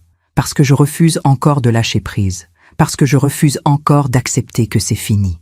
Ce soir-là, je suis restée longtemps dans le jardin. Les rosiers étaient presque tous fanés. L'hiver approchait. Je me suis assise sur le banc, celui où Georges et moi nous asseyions autrefois. Et j'ai pensé à lui. « Georges, tu me manques tellement. Tu me manques parce que tu étais le seul qui me comprenait vraiment. Le seul qui m'aimait vraiment. Et puis, j'ai pensé à quelque chose. À ce que Maxime m'avait dit. Papa ne t'aimait pas autant que tu le croyais. Est-ce que c'était vrai ? J'ai fermé les yeux et j'ai laissé les souvenirs revenir. Georges, le jour de notre mariage. Georges, le jour de la naissance de Maxime. Georges, tenant ma main pendant toutes ces années. Georges, me disant, juste avant de mourir, « Fais attention à toi. » Non, Maxime mentait. Georges m'aimait. J'en étais certaine. Et même si je ne l'avais jamais été, même si j'avais eu des doutes, je choisissais de croire en cet amour, parce que c'était tout ce qui me restait. Cet amour, cette certitude, cette vérité. Cette nuit-là, j'ai dormi un peu mieux. Pas beaucoup, mais un peu. Et au matin, quand j'ai ouvert les yeux, j'ai su quelque chose. Je ne vais pas les laisser gagner. Je ne vais pas me laisser détruire. Je vais me battre, jusqu'au bout, parce que c'est tout ce qu'il me reste. Ma dignité. Les jours qui ont suivi ma confrontation avec Maxime ont été étrangement calmes. Pas de coups de téléphone, pas de visite, pas de menaces. Juste un silence pesant, comme celui qui précède la tempête. Je savais qu'il préparait quelque chose. Mais cette fois, je n'avais plus peur. Ou plutôt, j'avais peur, mais je refusais de me laisser paralyser. Maître Garnier m'appelait tous les 2 jours pour me tenir au courant de l'avancement des procédures. L'enquête du procureur avance bien, Madame Lefebvre. Ils ont saisi les relevés bancaires de votre fils et de sa femme. Ils ont interrogé le médecin qui devait signer le faux certificat. Il a tout avoué. Vraiment ? Oui. Il a dit que Maxime lui avait offert 5 000 € pour signer un certificat attestant de votre sénilité, sans même vous avoir examiné. 5 000 €. C'était donc le prix de ma liberté, le prix de ma dignité. 5 000 €. Qu'est-ce qui va leur arriver ? S'ils sont reconnus coupables, et je pense qu'ils le seront, ils risquent jusqu'à 3 ans de prison et 75 000 € d'amende. Pour abus de faiblesse et tentative d'escroquerie. 3 ans de prison. Mon fils, en prison. Cette pensée aurait dû me briser, mais elle ne m'a rien fait, parce que j'avais déjà accepté l'inacceptable. Ce n'est plus mon fils. C'est un étranger qui porte son nom. Un matin, j'ai reçu une lettre manuscrite, de Maxime. J'ai hésité longtemps avant de l'ouvrir, puis je l'ai fait. Maman, je ne sais pas par où commencer. Je sais que tu ne me crois plus. Je sais que je t'ai fait du mal. Je sais que j'ai tout gâché. Mais il faut que tu saches quelque chose. Je n'ai jamais voulu te faire du mal. Vraiment. Je voulais juste survivre. Céline et moi, on est au bord du gouffre. On va tout perdre. Notre appartement, notre voiture, tout. Les créanciers nous poursuivent. Ils menacent de saisir nos biens. J'ai peur, maman. J'ai tellement peur. Et je me suis dit que toi, tu pouvais nous aider. Que c'était normal. Que c'était ce que font les mères. Mais j'ai compris que je m'étais trompée. Que je t'avais blessée. Que j'avais tout détruit entre nous. Je ne te demande pas de me pardonner. Je ne te demande même pas de m'aider. Je veux juste que tu saches que je regrette. Vraiment. Ton fils qui t'aime, Maxime. J'ai lu cette lettre plusieurs fois. J'ai cherché dans chaque mot, dans chaque phrase, quelque chose de sincère, quelque chose de vrai. Mais je n'ai trouvé que de la manipulation. Je voulais juste survivre. C'est ce que font les mères. Ton fils qui t'aime. Non. Maxime ne regrettait rien. Il avait juste peur des conséquences. Il voulait que je retire ma plainte, que je lui pardonne, que je redevienne la mère qu'il pouvait manipuler. J'ai posé la lettre sur la table, puis j'ai pris mon téléphone et j'ai appelé Maître Garnier. Maître, j'ai reçu une lettre de Maxime. Qu'est-ce qu'elle dit? Je lui ai lu la lettre. Il y a eu un long silence. Puis il a dit « Madame Lefebvre, c'est une tentative de vous manipuler. Vous le comprenez, n'est-ce pas? » Oui, je le comprends. Bien, parce que si vous retirez votre plainte maintenant, tout ce qu'on a fait n'aura servi à rien. Je ne retirerai rien. Après avoir raccroché, je suis restée assise à la table de la cuisine. La tasse bleue était devant moi, vide. Je l'ai prise dans mes mains. J'ai senti le filet doré sous mes doigts. Et j'ai pensé à Georges. Georges, je fais ce qu'il faut, n'est-ce pas? Mais au fond de moi, je savais. Je savais que je ne faisais pas ça pour Georges. Je ne faisais pas ça pour Maxime. Je faisais ça pour moi. Pour cette femme de 71 ans qui avait passé toute sa vie à céder, à s'effacer, à donner. Cette femme qui, pour la première fois, refusait de se laisser détruire. Ce jour-là, j'ai pris une décision. Une décision qui me pesait depuis des semaines. Je vais vendre la maison. Cette maison où j'avais vécu pendant 50 ans. Cette maison où Maxime était né. Cette maison où Georges était mort. Cette maison qui contenait toute ma vie. Je vais la vendre. Pas parce que j'y étais obligée. Pas parce que je n'avais plus d'argent. Mais parce que je ne pouvais plus y vivre. Parce que chaque pièce me rappelait ce que j'avais perdu. Parce que chaque coin de cette maison portait les traces de mon fils. Et je ne voulais plus vivre avec ces traces. J'ai appelé Maître Garnier. « Maître, je veux vendre ma maison. Vous êtes sûr? Oui? Madame Lefebvre? C'est une décision importante. Ne la prenez pas sous le coup de l'émotion. Ce n'est pas sous le coup de l'émotion. C'est réfléchi. C'est nécessaire. Il y a eu un silence. Très bien. Je vais vous mettre en contact avec une agence immobilière de confiance. Merci. Et où allez-vous habiter? Je ne sais pas encore. Quelque part de plus petit. Quelque part où je pourrais recommencer. Recommencer. Ce mot m'a surprise moi-même. Est-ce qu'on pouvait vraiment recommencer à 71 ans? Est-ce qu'on pouvait reconstruire une vie après avoir tout perdu? Oui, on le pouvait. On le devait. Le lendemain, un agent immobilier est venu visiter la maison. C'était un homme d'une 50aine d'années, élégant et professionnel. Madame Lefebvre, c'est une très belle propriété. Bien entretenue, bien située. Merci. Je pense qu'on peut facilement la vendre en quelques mois. Quelques mois? Oui. Le marché est favorable en ce moment. Et une maison comme celle-ci, les acheteurs vont se battre pour l'avoir. Se battre pour l'avoir. Cette phrase m'a fait sourire tristement. Parce que Maxime aussi s'était battu pour l'avoir. Mais lui, il voulait la prendre, pas l'acheter. Combien pensez-vous qu'on peut en tirer? Entre 600 000 et 650 000 euros. 600 000 euros. Une somme énorme. Une somme qui représentait toute une vie de travail, d'économie, de sacrifice. Georges et moi avions acheté cette maison pour 120 000 francs, il y a 50 ans. Nous l'avions retapée nous-mêmes, pièce par pièce, année après année. Et maintenant, j'allais la vendre, à des inconnus, qui ne sauraient jamais ce qu'elle avait été pour nous. Très bien, faites le nécessaire. Parfait, je vais préparer les documents. Vous pourrez signer dans quelques jours.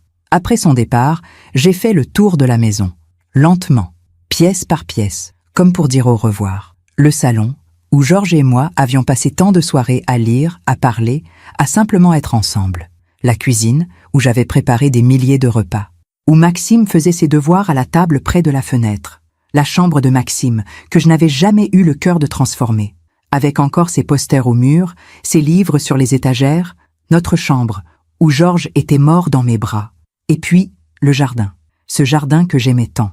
Les rosiers que j'avais plantés un par un. Le banc où nous nous asseyions le soir, l'allée de gravier où Maxime jouait avec ses petites voitures. Tout ça allait disparaître. Mais étrangement, je ne ressentais pas de tristesse, juste une forme de paix, parce que je savais que c'était la bonne décision. Lâcher prise, partir, recommencer. Quelques jours plus tard, j'ai signé le mandat de vente, et dès le lendemain, les visites ont commencé. Des couples avec des enfants, des jeunes actifs, des retraités. Tous regardèrent la maison avec des yeux brillants. C'est exactement ce qu'on cherchait. Le jardin est magnifique. On pourrait refaire toute la cuisine. Refaire toute la cuisine. La cuisine où j'avais passé tant d'heures. La cuisine où j'avais préparé le premier gâteau d'anniversaire de Maxime. La cuisine où Georges m'avait demandé en mariage. Ils allaient tout refaire. Mais c'était normal. C'était la vie.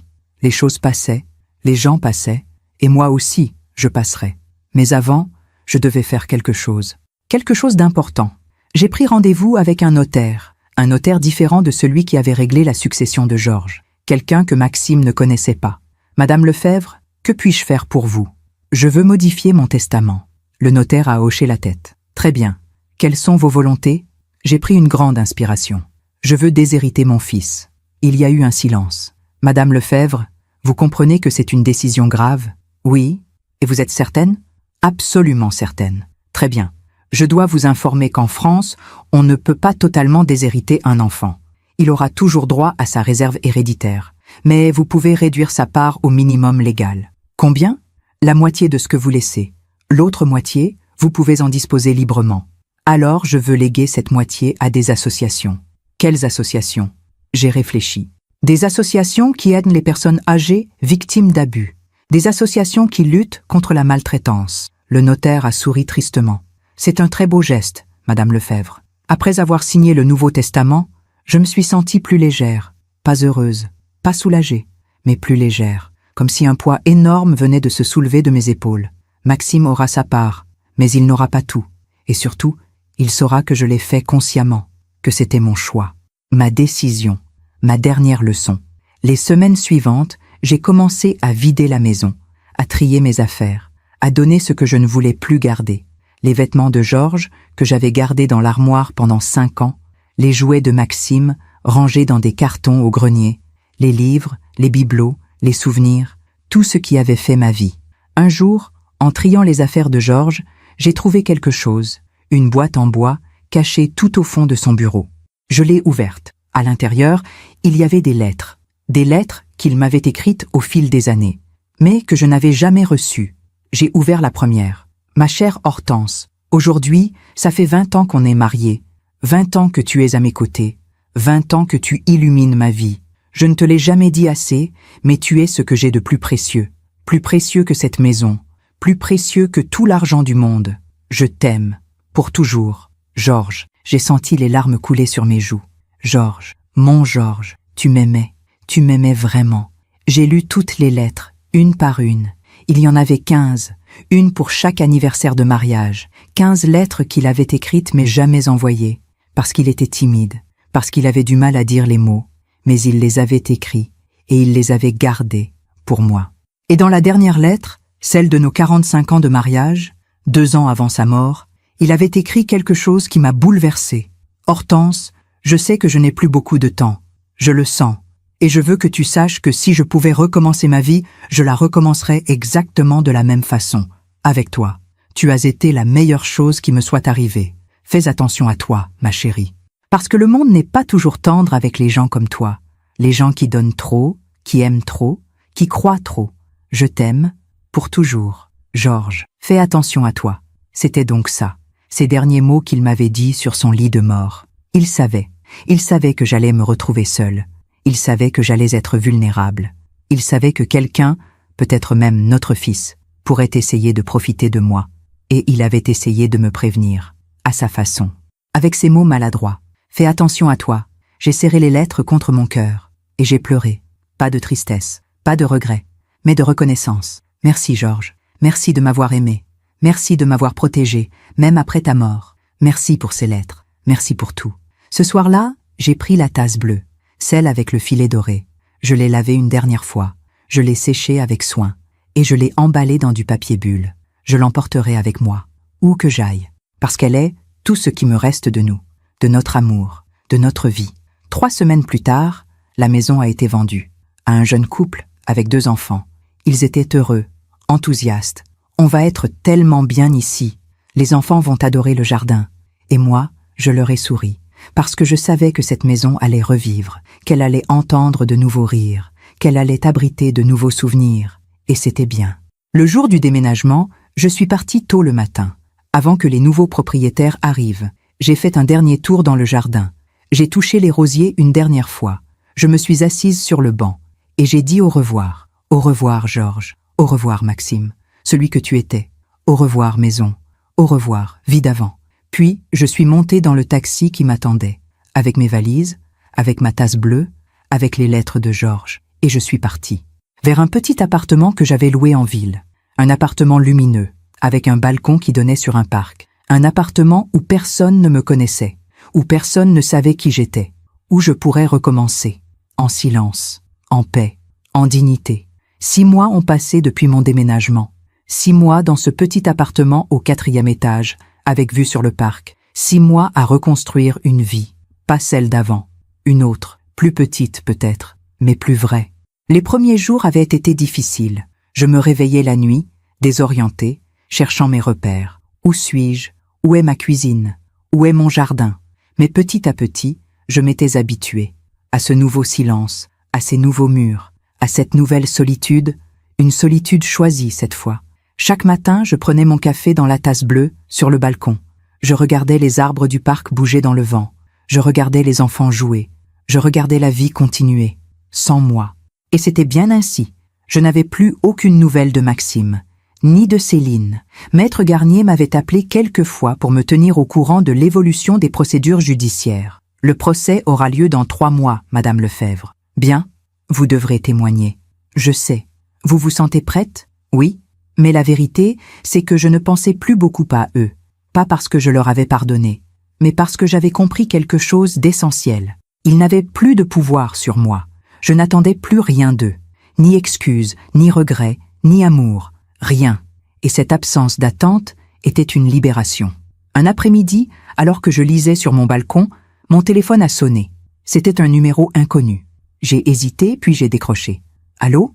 Madame Lefebvre ?» C'était une voix de femme. Une voix que je ne connaissais pas. « Oui, je m'appelle Sophie Renard. Je suis journaliste au Monde. J'aimerais vous parler de votre histoire. » Mon cœur s'est serré. « Mon histoire? Oui, l'affaire de votre fils. Elle est devenue publique après le dépôt de plainte. Et beaucoup de gens sont touchés par ce que vous avez vécu. Je ne veux pas parler à la presse. Je comprends. Mais je pense que votre témoignage pourrait aider d'autres personnes, d'autres mères, d'autres personnes âgées qui vivent la même chose et qui n'osent pas parler. J'ai fermé les yeux. D'autres personnes qui vivent la même chose. Combien étaient-elles? Combien de mères, de pères, de grands-parents se faisaient dépouiller par leurs propres enfants, en silence, par honte, par amour? Madame Lefebvre, vous êtes toujours là? Oui. Alors, vous accepteriez de me rencontrer? Juste pour en parler, sans engagement. J'ai réfléchi longtemps. Puis j'ai dit, d'accord, mais pas maintenant, après le procès. Parfait, je vous recontacterai. Merci, Madame Lefebvre. Après avoir raccroché, je suis restée longtemps assise sur mon balcon. Parler, raconter mon histoire, pour que d'autres n'aient pas à vivre la même chose. Peut-être que c'était ça, le sens de tout ça. Pas la vengeance, pas la justice, mais la transmission. Transformer la douleur en leçon. Les semaines suivantes, j'ai commencé à recevoir des messages, sur ma messagerie vocale, sur mon téléphone, de personnes que je ne connaissais pas, des femmes, surtout, des femmes de mon âge ou plus jeunes, qui me remerciaient. Madame Lefebvre, je ne sais pas si vous écouterez ce message, mais je voulais vous dire merci. Mon fils essaie de faire la même chose avec moi depuis 1 an, et grâce à votre histoire, j'ai eu le courage de dire non. Madame Lefebvre, je suis avocate spécialisée dans la protection des personnes vulnérables. Votre cas a fait jurisprudence. Vous avez aidé des dizaines de personnes sans même le savoir. Madame Lefebvre, je suis votre voisine du dessous. Je voulais juste vous dire que vous êtes une femme courageuse. Ces messages me bouleversaient, parce que je ne m'étais jamais sentie courageuse. Je m'étais juste sentie survivante. Mais peut-être que c'était ça, le courage. Survivre, refuser de se laisser détruire, continuer. Un matin, j'ai reçu une lettre, pas de Maxime, mais de Nathalie Berger, la comptable qui m'avait aidée. Chère Madame Lefebvre, j'espère que vous allez bien. Je voulais vous donner des nouvelles. Après avoir démissionné, j'ai créé ma propre société de comptabilité et je me suis spécialisée dans l'accompagnement des personnes âgées, victimes d'abus financiers. C'est grâce à vous que j'ai trouvé ma voie. Merci de m'avoir montré qu'il était possible de dire non, de choisir son camp, de faire ce qui est juste, même quand c'est difficile. Avec toute mon admiration, Nathalie. J'ai souri en lisant cette lettre, avec toute mon admiration. Moi qui n'avais jamais admiré personne d'autre que Georges, moi qui ne m'étais jamais senti digne d'admiration. Et pourtant, peut-être que j'avais fait quelque chose de bien finalement. Pas pour moi, mais pour les autres. Le jour du procès est arrivé. C'était un matin de mai, lumineux et doux. Maître Garnier est venu me chercher. « Vous êtes prête, Madame Lefebvre ?»« Oui. Rappelez-vous, vous dites la vérité. Simplement. Et vous gardez votre dignité, quoi qu'il arrive. Je sais. » Au tribunal, la salle était pleine. Des journalistes, des curieux, des personnes âgées venues me soutenir. Et au fond, Maxime et Céline, entourés de leur avocat. Quand je suis entrée, tous les regards se sont tournés vers moi. J'ai marché lentement, la tête haute. J'ai cherché le regard de Maxime. Il l'a détourné. Le procès a duré toute la journée. Les témoignages se sont succédés. Maître Garnier a présenté toutes les preuves, les micros, les relevés bancaires, les tentatives de fraude, le faux certificat médical, les menaces, tout. Puis ça a été mon tour de témoigner. Je me suis levée, je me suis avancée vers la barre, et j'ai raconté. Pendant 71 ans, j'ai cru que l'amour suffisait, que si je donnais tout à mon fils, il deviendrait un homme bien. Ma voix tremblait, mais je continuais. J'avais tort, parce que l'amour sans limite n'est pas de l'amour, c'est de la faiblesse. Et cette faiblesse, elle a créé un monstre. Dans la salle, le silence était total. Mon fils ne voulait pas me protéger, il voulait me dépouiller, il voulait m'enfermer, il voulait effacer ce que j'étais pour prendre ce que j'avais. J'ai levé les yeux vers Maxime, et pendant longtemps, j'ai eu honte. Honte d'avoir échoué, honte d'avoir un fils comme lui. Mais aujourd'hui, je n'ai plus honte, parce que ce n'est pas moi qui ai échoué, c'est lui. Il a échoué à être humain, il a échoué à être digne, il a échoué à comprendre que certaines choses ne s'achètent pas, ne se volent pas. J'ai senti les larmes couler sur mes joues, mais je n'ai pas baissé les yeux. Et je suis là aujourd'hui, non pas pour me venger, mais pour dire la vérité, pour que d'autres personnes sachent qu'elles ont le droit de dire non, qu'elles ont le droit de se protéger, même contre leurs propres enfants. Quand je me suis rassise, la salle était silencieuse. Puis, quelqu'un a applaudi, doucement d'abord, puis d'autres ont suivi, jusqu'à ce que toute la salle applaudisse. Le juge a frappé son marteau. Silence, s'il vous plaît. Mais je voyais dans ses yeux qu'elle était touchée. Après tous les témoignages, le juge s'est retiré pour délibérer. Nous avons attendu pendant 2 heures. 2 heures pendant lesquelles j'ai observé Maxime et Céline, assis au fond de la salle. Ils ne se parlaient pas, ils ne se regardaient pas. Ils avaient l'air petits, si petits. Quand le juge est revenu, tout le monde s'est levé. J'ai ma décision. Monsieur Maxime Lefebvre et Madame Céline Lefebvre, vous êtes reconnus coupables d'abus de faiblesse, de tentative d'escroquerie, d'atteinte à la vie privée et de harcèlement moral. Vous êtes condamnés à 2 ans de prison avec sursis, 60 000 € d'amende et à verser 50 000 € de dommages et intérêts à Madame Hortense Lefebvre. De plus, vous êtes interdit d'approcher Madame Lefebvre pendant 5 ans. J'ai senti mes jambes trembler. 2 ans avec sursis. 60 000 € d'amende. 50 000 € de dommages. Ce n'était pas la prison ferme, mais c'était une condamnation. Une reconnaissance officielle de ce qu'il m'avait fait. Maxime a baissé la tête. Céline a éclaté en sanglots. Mais moi, je n'ai rien ressenti. Ni joie, ni tristesse. Juste une forme de fermeture. C'est fini. En sortant du tribunal, j'ai été entourée de journalistes. Madame Lefebvre, comment vous sentez-vous? Soulagée. Avez-vous un message pour votre fils? J'ai réfléchi. Puis j'ai dit, oui. J'espère qu'un jour, il comprendra que ce qu'on donne avec amour ne peut pas être pris par la force, que la vie finit toujours par rendre ce qu'on lui donne, et que le temps fait toujours justice. Les mois qui ont suivi, j'ai appris ce qui était arrivé à Maxime et Céline. Pas par eux, mais par des connaissances communes, par des articles de journaux, par des rumeurs. Leur appartement avait été saisi par les créanciers, leur voiture aussi. Ils avaient dû déménager dans un studio minuscule, dans une banlieue lointaine. Céline avait perdu son emploi. Maxime aussi. Plus personne ne voulait travailler avec eux. Leur réputation était détruite. Et puis, un jour, j'ai appris quelque chose d'autre. Céline était partie.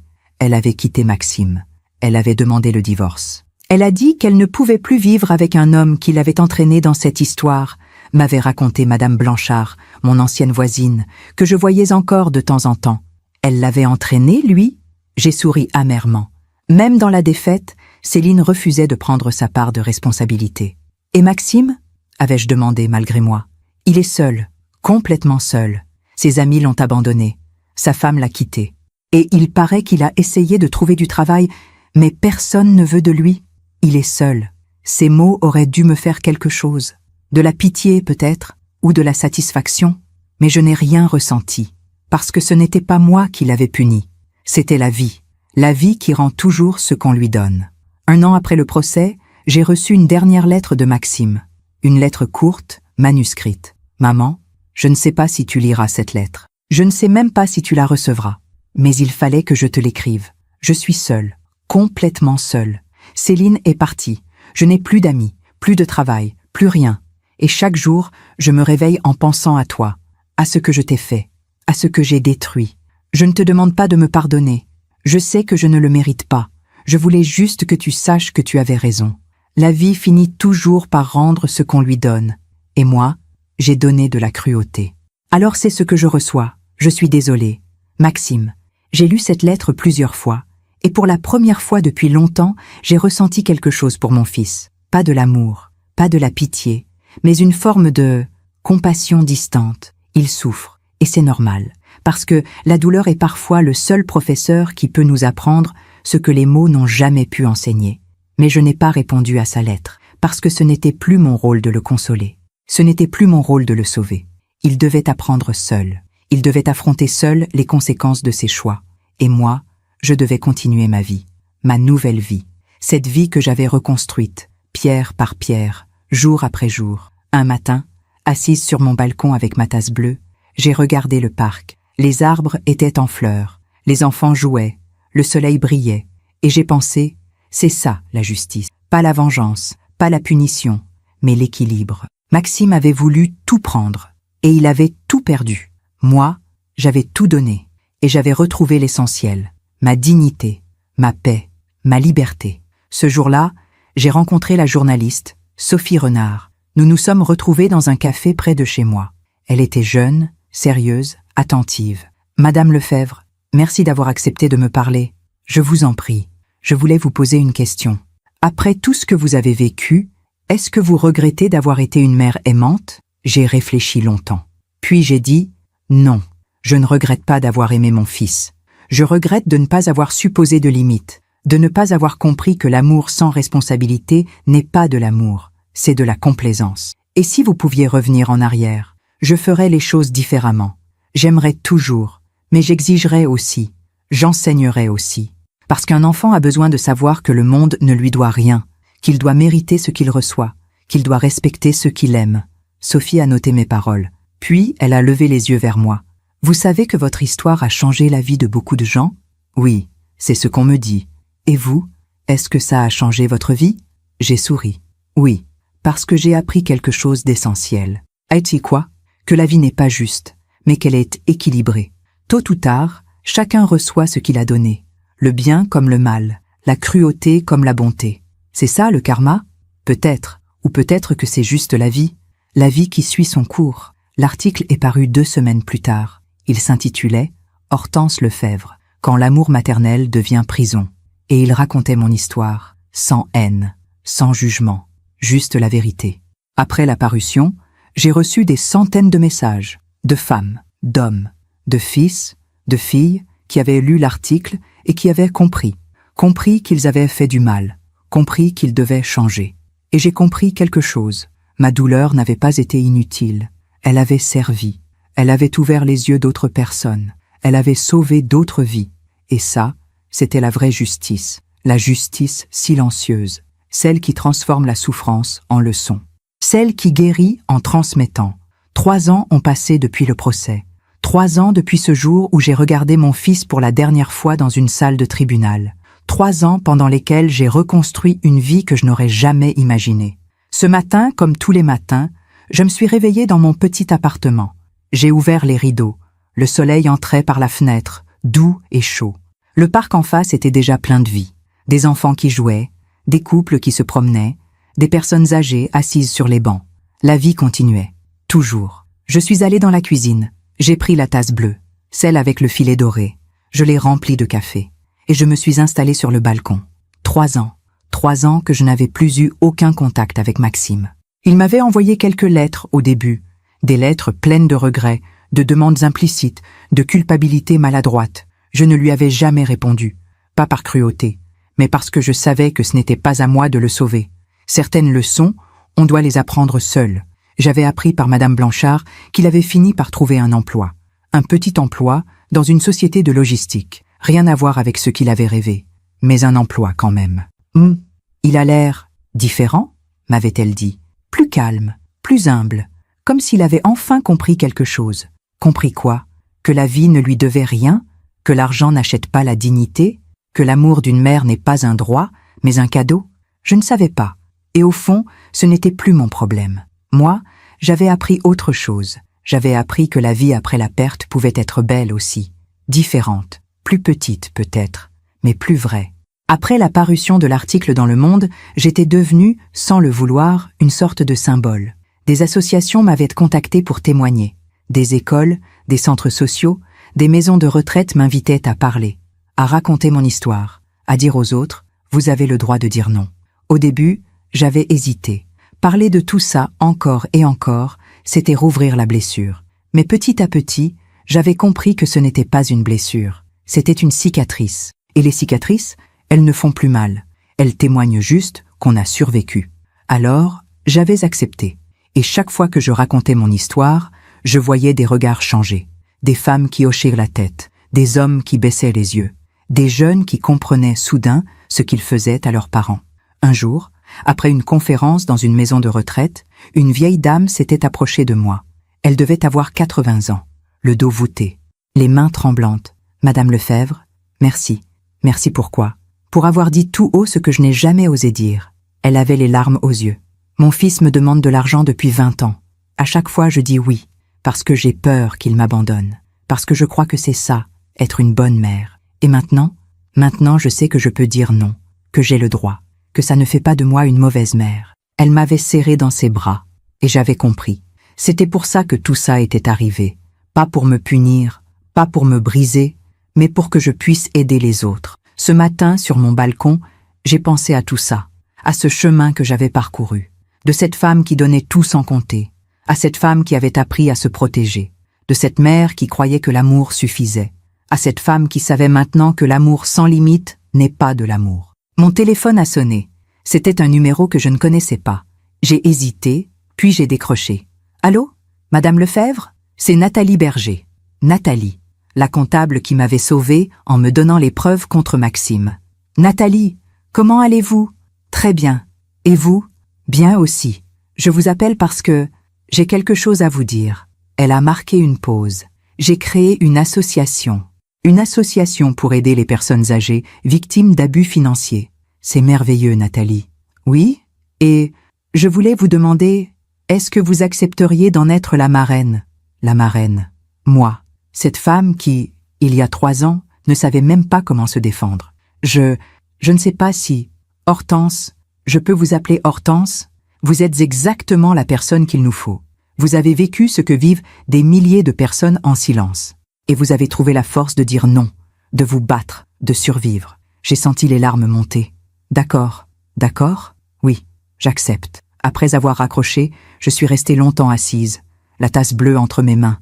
La vie était étrange. Elle vous prenait tout. Et puis, elle vous rendait quelque chose d'autre. Pas la même chose, mais quelque chose de plus précieux peut-être. Un sens, une mission, une raison de continuer.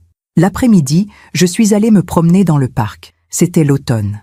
Les feuilles tombaient des arbres en tourbillonnant. Je me suis assise sur un banc et j'ai regardé les gens passer.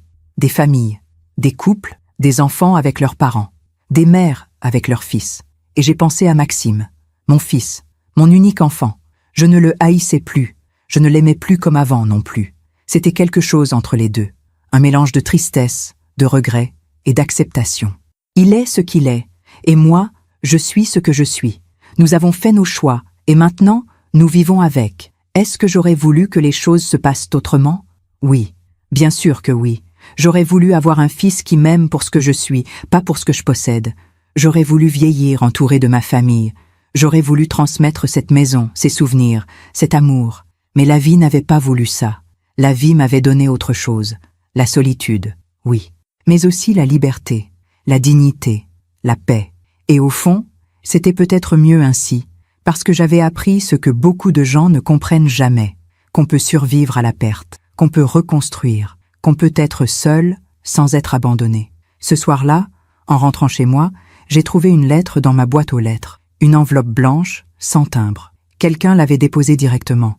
J'ai reconnu l'écriture. Maxime, mon cœur s'est serré. J'ai hésité longtemps avant de l'ouvrir. Puis je l'ai fait. Maman, je sais que tu ne veux plus avoir de contact avec moi. Je respecte ça. Mais il fallait que je t'écrive une dernière fois. Pas pour te demander quelque chose. Pas pour que tu me pardonnes. Juste pour te dire merci. Merci de m'avoir dit non. Merci de m'avoir forcé à affronter ce que j'étais devenu. Ces 3 dernières années ont été les plus difficiles de ma vie. J'ai tout perdu. Ma femme, mon travail, mon confort, ma réputation.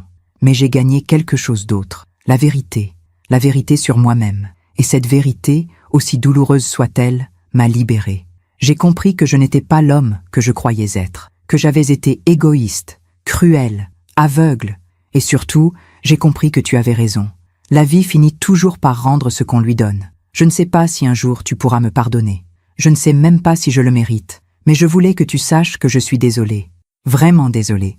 Et que je passe le reste de ma vie à essayer de devenir l'homme que tu aurais mérité d'avoir comme fils. Même si c'est trop tard. Même si tu ne le verras jamais. Je t'aime, maman. Maxime. J'ai lu cette lettre 3 fois. Et pour la première fois depuis 3 ans, j'ai pleuré pour mon fils. Pas de colère, pas de douleur, mais de soulagement. Il a compris. Enfin, il a compris. Est-ce que je lui pardonnerais? Je ne savais pas.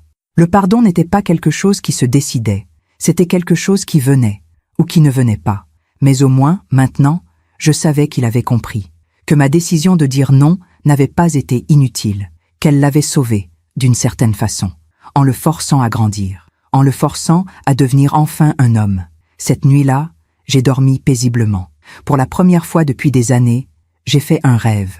Un rêve où Georges et moi étions assis dans notre jardin. Il tenait ma main, et il me disait « Tu as bien fait, Hortense. Tu as fait ce qu'il fallait. » Quand je me suis réveillée, le soleil se levait. Je me suis levée. J'ai pris la tasse bleue, et je suis allée sur le balcon. Et là, en regardant le parc s'éveiller, j'ai compris quelque chose. Ma vie n'était pas finie. Elle continuait, différemment, mais elle continuait.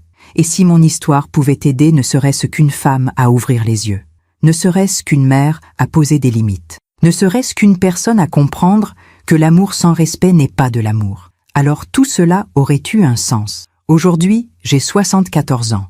Je vis seule dans mon petit appartement. Je n'ai plus de contact régulier avec Maxime. Mais je ne suis pas seule. J'ai mes voisins qui frappent à ma porte pour prendre des nouvelles. J'ai les personnes que j'aide dans l'association de Nathalie. J'ai les lettres que je reçois de femmes qui me remercient d'avoir parlé. J'ai ma dignité, ma liberté, ma paix.